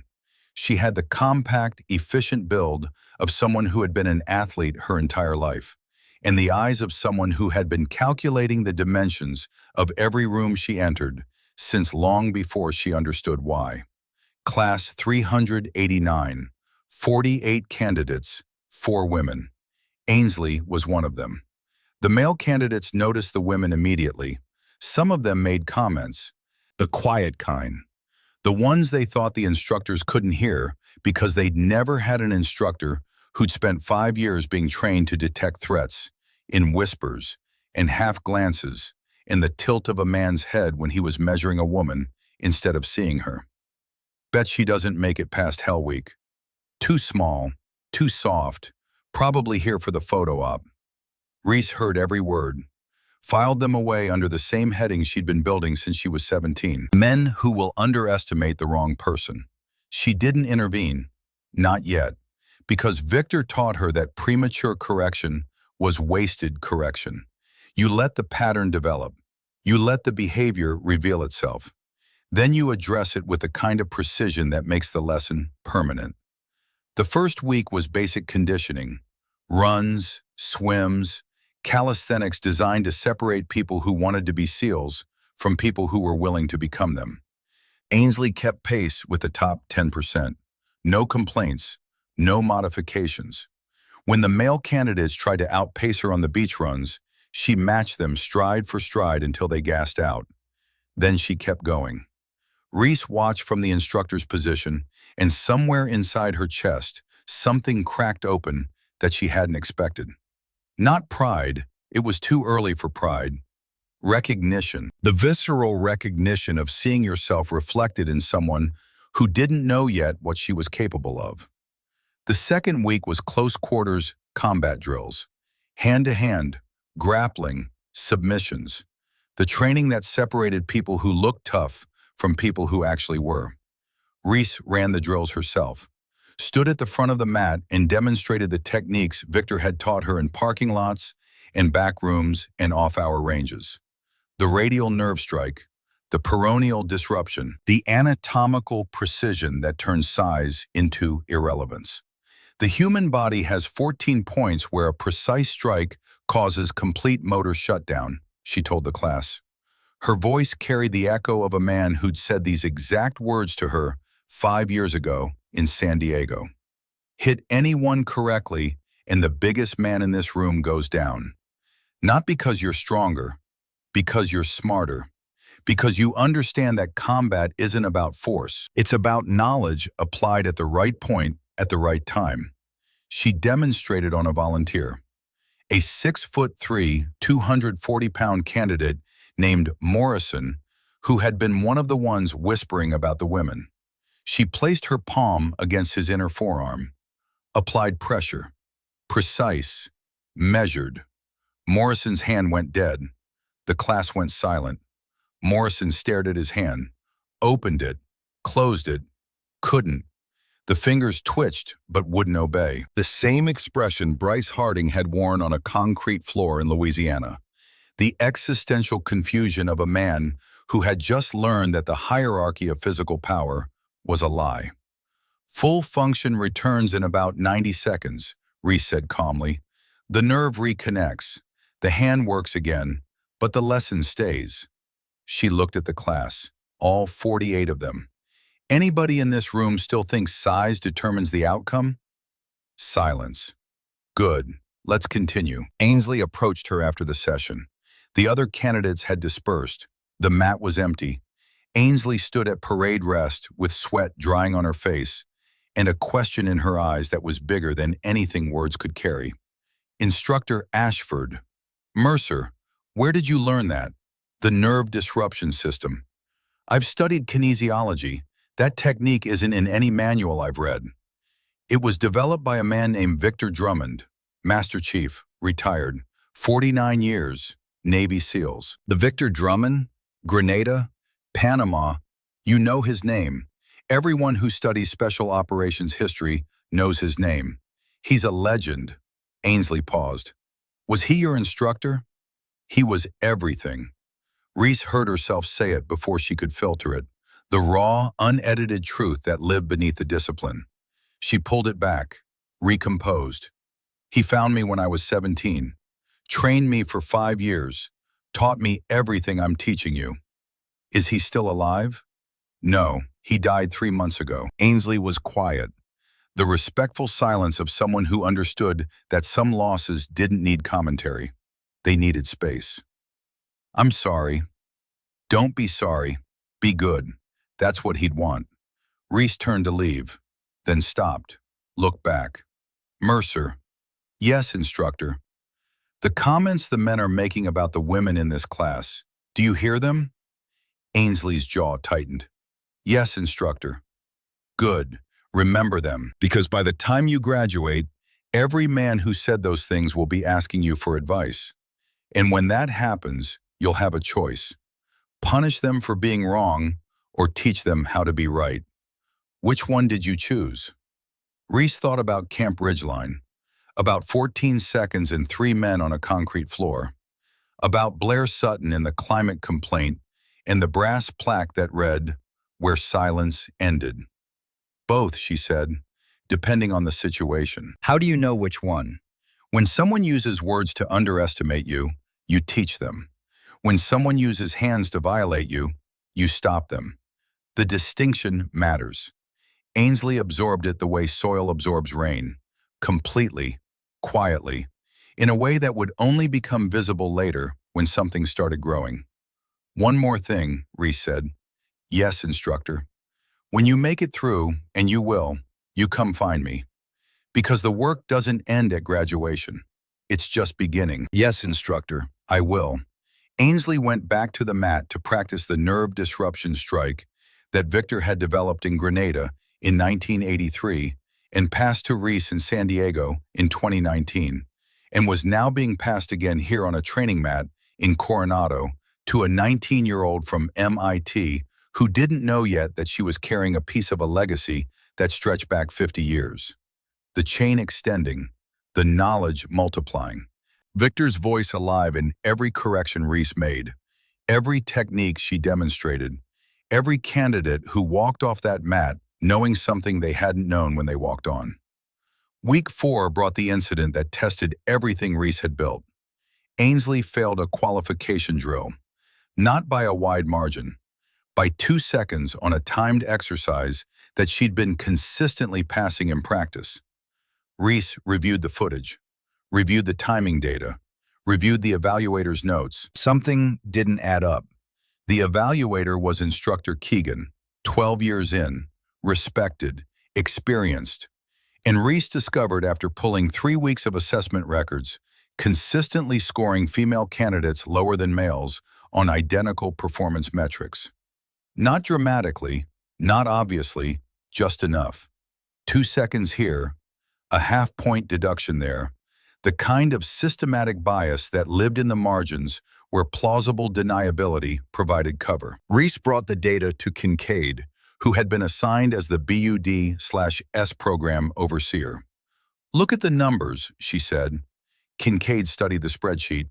Female candidates scored by Keegan averaged 7% lower than the same candidates scored by other instructors. Same drills, same conditions, same performance. His expression shifted through assessment, calculation, decision. This is serious. This is what I was put here to find. What do you want to do? I want to evaluate Mercer myself on the same drill, with the same conditions, with Keegan watching. That's going to make enemies. I didn't take this job to make friends, Commander. I took it because a dying man told me the hardest battles aren't the ones you see coming. Kincaid looked at her for a long moment. Then he picked up his phone, set it up. The reevaluation happened the next morning. Full class present, Keegan standing at the edge of the mat with his arms crossed and his jaw set in the expression of a man who knew what was happening and resented every second of it. Ainsley stepped onto the mat. Reese stood beside her. Same drill, same conditions, same standards. Reese looked at Keegan. I'll be timing. Ainsley ran the drill. Clean, fast, precise. The kind of performance that left no room for interpretation or adjustment or the convenient 2-second deduction that turned a pass into a fail. Reese checked the time, looked at Keegan. 14 seconds under the qualification threshold. Pass with margin. Keegan's face went rigid. The conditions were different. The mat surface, the ambient temperature, multiple variables. The conditions were identical. I controlled for every variable, including the one standing in front of me. The class went completely still. 48 candidates watching a confrontation between 2 instructors that carried the weight of something much larger than a single qualification drill. You're accusing me of bias, Keegan said. His voice was low, controlled, dangerous in the way of a man who was being challenged in front of the people he was supposed to lead. I'm presenting data, Reese said. 7% systematic scoring discrepancy, consistent across 3 weeks, affecting only female candidates. The data speaks for itself. I've been instructing for 12 years. And in 12 years, how many female candidates have you passed? Silence. How many, Instructor Keegan? He didn't answer. Didn't need to. The number was written on his face the way guilt is always written. Not in the words a person says, but in the words they can't. Kincaid stepped forward. Instructor Keegan, my office, now. Keegan left the mat without looking at Ainsley, without looking at any of the four women in the class, whose scores he'd been quietly eroding for 3 weeks. He was gone before anyone else moved. But Reese wasn't finished. She turned to Ainsley. The other candidates watched. Permission to speak, instructor? Granted. Ainsley's voice was steady, but her hands shook slightly. I almost quit yesterday. After I failed that drill, I thought, maybe he was right. Maybe I wasn't good enough. Reese met her eyes. And now? Now I know the difference between failing and being failed. Between not good enough and not being given a fair chance. The class was silent, listening. That distinction, Reese said, is the most important thing you'll learn here. Remember it, because someday you'll be the one making the call, and you'll have to decide, do you measure people by what they do or by what you expect them to be? Ainsley nodded, returned to formation. The message spread through BUD/S faster than any official memo could travel. By evening, every candidate and every instructor knew. Instructor Ashford had caught a bias. She'd confronted it publicly, and the system had backed her up. Keegan was removed from the program that afternoon, reassigned to a desk position. The scores were recalculated. Ainsley's qualification was reinstated. 2 other female candidates had failed drills they should have passed. Those scores were corrected too. That night, Ainsley found Reese in the empty classroom. Reese was sitting at a desk with Caldwell's letter spread in front of her, rereading the words she'd read 100 times. Instructor Ashford, come in, Mercer. Ainsley sat across from her. The formality of instructor and student existed between them. But something else was there too.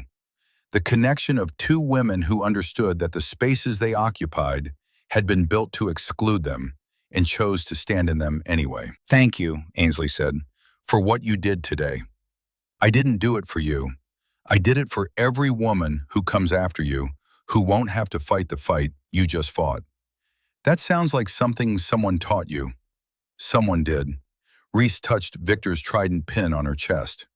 A man who spent 49 years teaching warriors not just how to fight, how to see, how to recognize when the threat isn't wearing an enemy uniform. The one who died, the one who lives.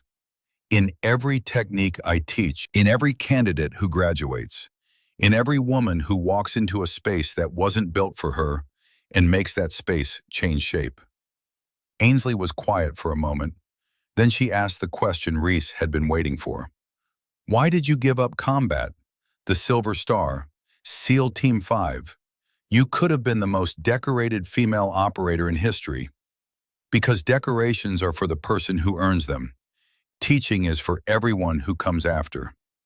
Reese closed the letter, folded it carefully along the creases that were worn soft from being handled too many times. One warrior saves lives on one mission. One teacher creates 100 warriors who save lives on 100 missions. Your mentor taught you that. My mentor taught me everything. And now I'm teaching you. And someday you'll teach someone else. That's how it works. The knowledge moves forward, the chain extends. And someday nobody will remember the names Victor Drummond or Reese Ashford. Ainsley shook her head. I'll remember. Reese looked at her. At this 19-year-old woman from MIT who had been failed by a system designed to exclude her and refused to accept that failure as truth. At the future standing in front of her carrying a question she didn't yet know how to ask. Good, Reese said, because memory isn't just what you hold, it's what you do with it. The graduation came 12 weeks later, class 389. 31 candidates remaining from the original 48. 3 of the 4 women made it through. Ainsley Mercer graduated first in her class. Not first among women, first overall. Highest combined scores in physical performance, tactical assessment, and mental resilience that Class 389 had produced. Higher than Morrison, who had stopped whispering about female candidates the day Reese shut down his hand on the training mat. Higher than every man who had assumed she was too small, too soft, too pretty to survive. The ceremony was held on the beach at Coronado, same beach where Victor had stood at his retirement, same water where Hell Week had tested them all. The families were there, the brass, the photographers capturing the moment for posterity because the Navy wanted the world to see that the first female Bud/S combat instructor had produced the first female first-in-class graduate. But Reese didn't care about the cameras. She cared about the moment her hands pinned Ainsley's trident to her uniform, the metal catching the California sun the same way Victor's had caught it 6 months ago, the chain linking one more time. "Congratulations, Operator Mercer." "Thank you, instructor." Their eyes met. The instructor and the student. The link and the next link. The woman who had been built by Victor and the woman being built by what Victor created. "How do I repay what you've given me?" Ainsley asked quietly. "You don't repay it, you pass it on." "To who?" "To every woman who comes after you, wondering if she belongs. To every man who needs to learn that strength isn't about what you take. To every person who walks into a room and feels the walls close in because someone decided they don't have the right to be there. That's a big mission. That's the only mission that matters." Ainsley saluted. Reese returned it. And somewhere between the two of them, across the invisible space where knowledge transfers from one generation to the next, Victor Drummond's legacy extended one more link into a future he would never see, but had spent 49 years preparing for. Kincaid attended the ceremony. Cross, Carter, Reed, whose shoulder had healed, and who had returned to active duty with a debt he swore he'd never stop repaying. They stood in the back row, the men of SEAL Team 5 who had doubted Reese and been proven wrong, and were better for it. Kincaid approached her afterward. The beach was emptying, families departing, graduates celebrating. The sun was setting over the Pacific, painting the water gold and orange, and the particular blue that only exists in that moment before darkness. First in class, a woman, in BUD/S. He shook his head. 2 years ago, I would have said that was impossible. 2 years ago, you said I wasn't combat ready, and you proved me wrong in a compound in Syria. And now you're proving me wrong again. In a different way, a bigger way. Victor would say teaching is always bigger than combat. Victor was right about most things. He was right about everything except my shirt. Kincaid looked at the olive green V-neck visible under her open instructor jacket. "I'm not touching that one." "Smart man." They shook hands, the handshake of equals, of warriors who had bled in the same kill zone and come out the other side carrying the kind of trust that doesn't need words, because words are too small to hold it. "You know what the brass is saying?" Kincaid said. "They're saying we need more instructors like you, more programs, more facilities running the same model." "And what are you saying?" "I'm saying they're right, but they're also missing the point, which is, this isn't about gender, it's about competence, about recognizing that the best person for the job is the person who can do the job, regardless of what they look like or what assumptions people bring to the table." He looked out at the water. "You taught me that, in Syria, in the classroom, by being undeniable when everyone was looking for a reason to deny you. I had help. We all do. The question is whether we pass it on." That evening, Reese stood at the water's edge at Coronado, Victor's spot, the place where he'd stood at his retirement ceremony looking at the horizon, the place where he'd asked her to take option B, the place where she'd cried after his funeral and let the Pacific carry her grief to places no one would ever find it. She was holding his trident pin when the footsteps came. A young woman, maybe 19, civilian clothes, nervous energy radiating from every movement like heat from an engine. "Excuse me, are you Commander Ashford?" Reese turned. "I am." The woman exhaled, relief flooding her face like a dam breaking. "I'm Morgan Winters. I just got accepted to BUD/S Class 402. I'm supposed to start in 3 months. Congratulations. Morgan shifted her weight, looked at the ocean, looked back at Reese. I'm scared. Reese studied her the way Victor had studied her in a boxing gym in San Diego. Not her appearance, her structure, her posture, the tension in her shoulders, and the steadiness in her eyes, and the combination of fear and determination that lived in people who were about to change their lives, and knew it. Not of the physical stuff, Morgan continued. I can do that. I've been training for 2 years. But I've heard stories about the culture, about how some guys don't want us there, about what happens when you're alone in a room with people who think you don't belong. Reese felt the words land in a place she'd been protecting for years. The place where a 17-year-old girl with blood on her knuckles met a 71-year-old man with scars on his hands.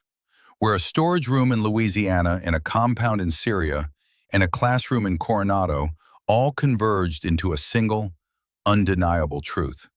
You'll be fine, Reese said. How do you know? Not because it'll be easy, it won't. Not because everyone will respect you, they won't. But because you'll have something they don't.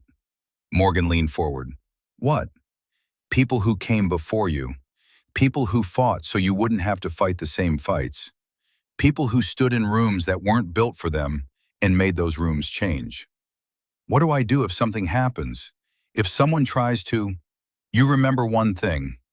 Reese's voice carried the weight of everything she'd been taught, and everything she'd survived, and everything she'd passed on.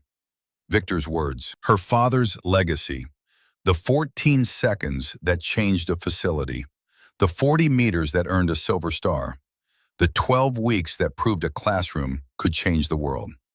You remember that strength isn't what you take, it's what you protect. And then you show them exactly what happens when they forget that. Morgan absorbed it the way soil absorbs rain, completely, quietly, in a way that would only become visible later when something started growing. One more thing, Reese said. Yes, ma'am. When you make it through, and you will, you come find me. Because the work doesn't end at graduation. It's just beginning. Yes, ma'am, I will. Morgan started to walk away, stopped, turned back. Ma'am? Yeah. Thank you for making this possible. Reese shook her head. I didn't make it possible, I just made it easier. The women before me made it possible. My mentor made it possible. My father made it possible. She paused. And you're going to make it easier for the ones who come after you. That's how this works. That's how it's always worked. Morgan smiled, saluted. The instinctive, unrehearsed salute of someone who hadn't earned the right yet, but was going to. Then she turned and walked away. Reese watched her go. Watched the future walk away with purpose and clarity and the determination of a woman who had just been told that she wasn't alone. Then she turned back to the water, held up Victor's trident pin one more time, let it catch the last light of the sun, felt its weight, the weight of 50 years of service and 5 years of teaching and 14 seconds that proved that precision was stronger than rage and patience was deadlier than force. I passed it on, Master Chief, she whispered, just like you asked. Ainsley graduated first in her class. The program's growing, 4 more instructors trained on the same model, 200 graduates and counting. The knowledge is moving, your knowledge, through me, through them, through every woman who walks into a room and refuses to be the smallest thing in it. The Pacific wind carried her words out to the same horizon Victor had watched his entire life. The same water that tried to drown her during Hell Week. The same ocean that had witnessed 50 years of seals being forged and broken and rebuilt. And I'm still wearing the green shirt. She smiled, put the trident back in her pocket, touched her father's dog tags to the olive green fabric, pressed them against her heart. Then she turned, walked toward base, toward the classroom, toward the next class of candidates who needed to hear what Victor taught her in a parking lot, and what her father wrote in a letter, and what she proved in a storage room, in a combat zone, in a training mat. That strength isn't measured in pounds or rank or the loudness of your voice. that the most dangerous person in any room is the one who knows exactly where to strike and has the discipline to wait until the moment demands it. That the legacy isn't what happened in that room at Camp Ridgeline. The legacy is what happened because of it. 6 months passed. Ainsley Mercer deployed with SEAL Team 3. First mission, hostage rescue in Somalia. High-value civilian target held by al-Shabaab militants in a compound outside Mogadishu. Intel said 8 hostiles. Reality was 12. The team breached at 0400. Ainsley was third in the stack. The compound was a maze, narrow corridors, multiple rooms, the kind of close-quarters combat where hesitation meant death and aggression meant friendly fire. Third room, Ainsley came face-to-face with a hostile reaching for an AK-47 propped against the wall. 6'4", 220, the size advantage he'd relied on his entire life. He reached for the rifle. Ainsley struck the radial nerve cluster on his forearm, 2 inches below the elbow. Precise, measured, exactly the way Reese had taught her on a training mat in Coronado. The hostile's hand went dead. The rifle clattered to the floor. She zip-tied him before his brain understood what his body already knew. Clean operation, 0 casualties, hostage recovered. Ainsley got a commendation, but more than that, she got a phone call from Reese that night. "Heard you use the nerve strike," Reese said. "Worked exactly like you said it would. Good. Now teach someone else." "I'm barely operational. I'm not ready to teach." "That's what I said. Victor told me nobody's ever ready. You just do it anyway." Silence on the line. Then Ainsley laughed. "The chain extends." "That's right. Now extend it." Blair Sutton was promoted to senior chief. The Navy assigned her to run integration training at 3 military facilities. The programs she built were modeled on the changes at Camp Ridgeline. 0 tolerance for harassment, mandatory ethics sessions, anonymous reporting systems that actually worked. Culture change measured not in policy, but in outcomes. 8 facilities requested the program within a year. Blair ran them all. She called Reese once from a training facility in North Carolina. "You know what the men say now?" "What?" "They say women are harder to intimidate, makes them better at threat assessment. They're starting to see it as an operational advantage instead of a liability." Because it is. I know. But it took 14 seconds in a storage room to prove it. Logan Pierce's high school program expanded. 11 schools across Ohio, 847 students taught consent and accountability and the difference between strength and power. He never asked for forgiveness. He earned something harder. The daily knowledge that he was teaching kids to be what he should have been. That every student who graduated his program went into the world carrying a lesson he'd learned too late, but could pass on in time. One of his students, a 17-year-old named Marcus, stopped an assault at a party, recognized the setup, intervened, called the police, stayed with the victim until help arrived. The girl's father called Logan, asked how his son knew what to do. Logan told him the truth. 10 years ago, I was in a room with 2 other men about to do something unforgivable. A woman stopped us. She didn't just beat us. She taught us that the power we thought we had was a lie. Your son learned what I should have known then. That real strength is knowing when to stop something before it starts. The father was quiet for a long time. What happened to that woman? She became a teacher, passed on what someone taught her. And now your son just saved someone the way she saved me. Carson Reed left active duty and became a combat medicine instructor at Fort Bragg. Every student he trained heard the story. Not the sanitized version, the real one. Syria compound, intel wrong, ambush, Reed hit in the shoulder, bleeding out in a kill zone, 190 pounds of dead weight, and a 125-pound SEAL named Reese Ashford dragged him 40 meters under fire because teams don't leave people behind. "You want to know the definition of a warrior?" Reed would say to his students. "It's not the person who's the biggest or the strongest or the loudest. It's the person who does what needs doing when doing it means you might die. And that SEAL was 5'5" and weighed less than my gear. Size has nothing to do with it. Heart does. His students graduated carrying that story, deployed carrying that understanding, saved lives because they understood that the person next to you wasn't just a body, they were someone worth dying for. Kincaid retired after 22 years of service.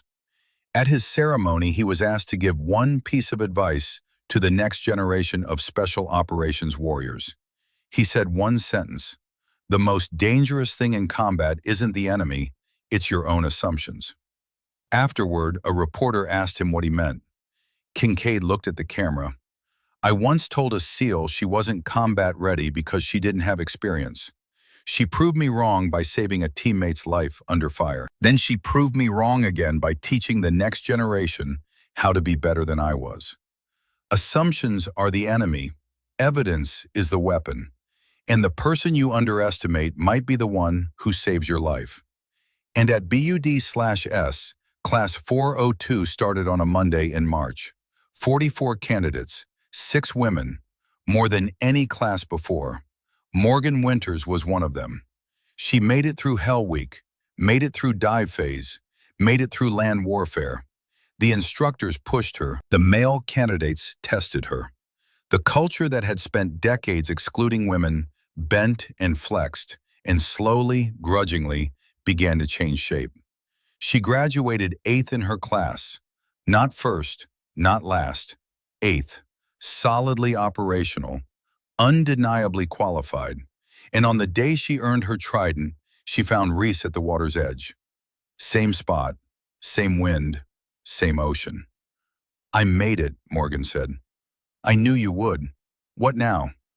"Now you pass it on to the next one, and the next, until the chain reaches so far forward that nobody remembers where it started, but everyone benefits from what it built." Morgan nodded, looked out at the water, then asked one final question. "The room, Camp Ridgeline, the 14 seconds. Do you ever think about it?" Reese was quiet for a long time. The wind off the Pacific pressed against her olive green shirt. Her father's dog tags were warm. Victor's trident was in her pocket. The silver star was in a drawer she rarely opened because the metal wasn't the thing that mattered. "Every day," she said, "not because it haunts me, because it reminds me." 3 men once looked at a quiet woman and saw something they could take. And they were wrong. About me. About what silence means. About what strength looks like. She turned to Morgan. "They thought they'd take something from me in that room. They were wrong. I took something from them instead. Their certainty, their power, their belief that size and aggression and entitlement were the same as strength." She touched the trident pin in her pocket. "And in return, I gave something to everyone who came after. Proof. Proof that strength doesn't come from taking. It comes from knowing what's worth protecting. And then protecting it, no matter the cost." Morgan saluted. Reese returned it. And the legacy extended one more link into a future that neither Victor nor her father would ever see, but both of them had built. Because that's how legacies work. Not with monuments or medals or headlines, with knowledge passed from one pair of hands to the next. From a parking lot in San Diego, to a storage room in Louisiana, to a compound in Syria, to a classroom in Coronado, to every room in every facility where a woman walks in, and the men have already decided what she is. Until the day comes when they stop deciding. Until the day comes when the rooms change. Until the day comes when 14 seconds isn't necessary anymore, because the lesson has been learned. Not by one person, by everyone. Reese turned from the water, walked toward base. The olive green shirt caught the last light. Victor's trident pin felt warm in her pocket, not from her body heat, but from something else. The friction of metal against fabric. The movement of a woman who refused to stop moving. Behind her, the Pacific built another wave. In front of her, the lights of BUD/S compound flickered on against the coming dark. Class 403 would arrive in 6 weeks. Class 404 6 weeks after that. The pipeline never stopped. The need never ended, and neither would she. The chain extending, the knowledge multiplying. Reese Ashford had 14 seconds that changed a room. Victor Drummond had 49 years that changed thousands. And somewhere out there, a 17-year-old girl was about to walk into a recruiting office, or a boxing gym, or a moment that would define the rest of her life. She didn't know it yet, but when the moment came, she'd have something the men who underestimated her wouldn't. She'd have precision. She'd have discipline. She'd have the legacy of every woman who came before. And that would be enough.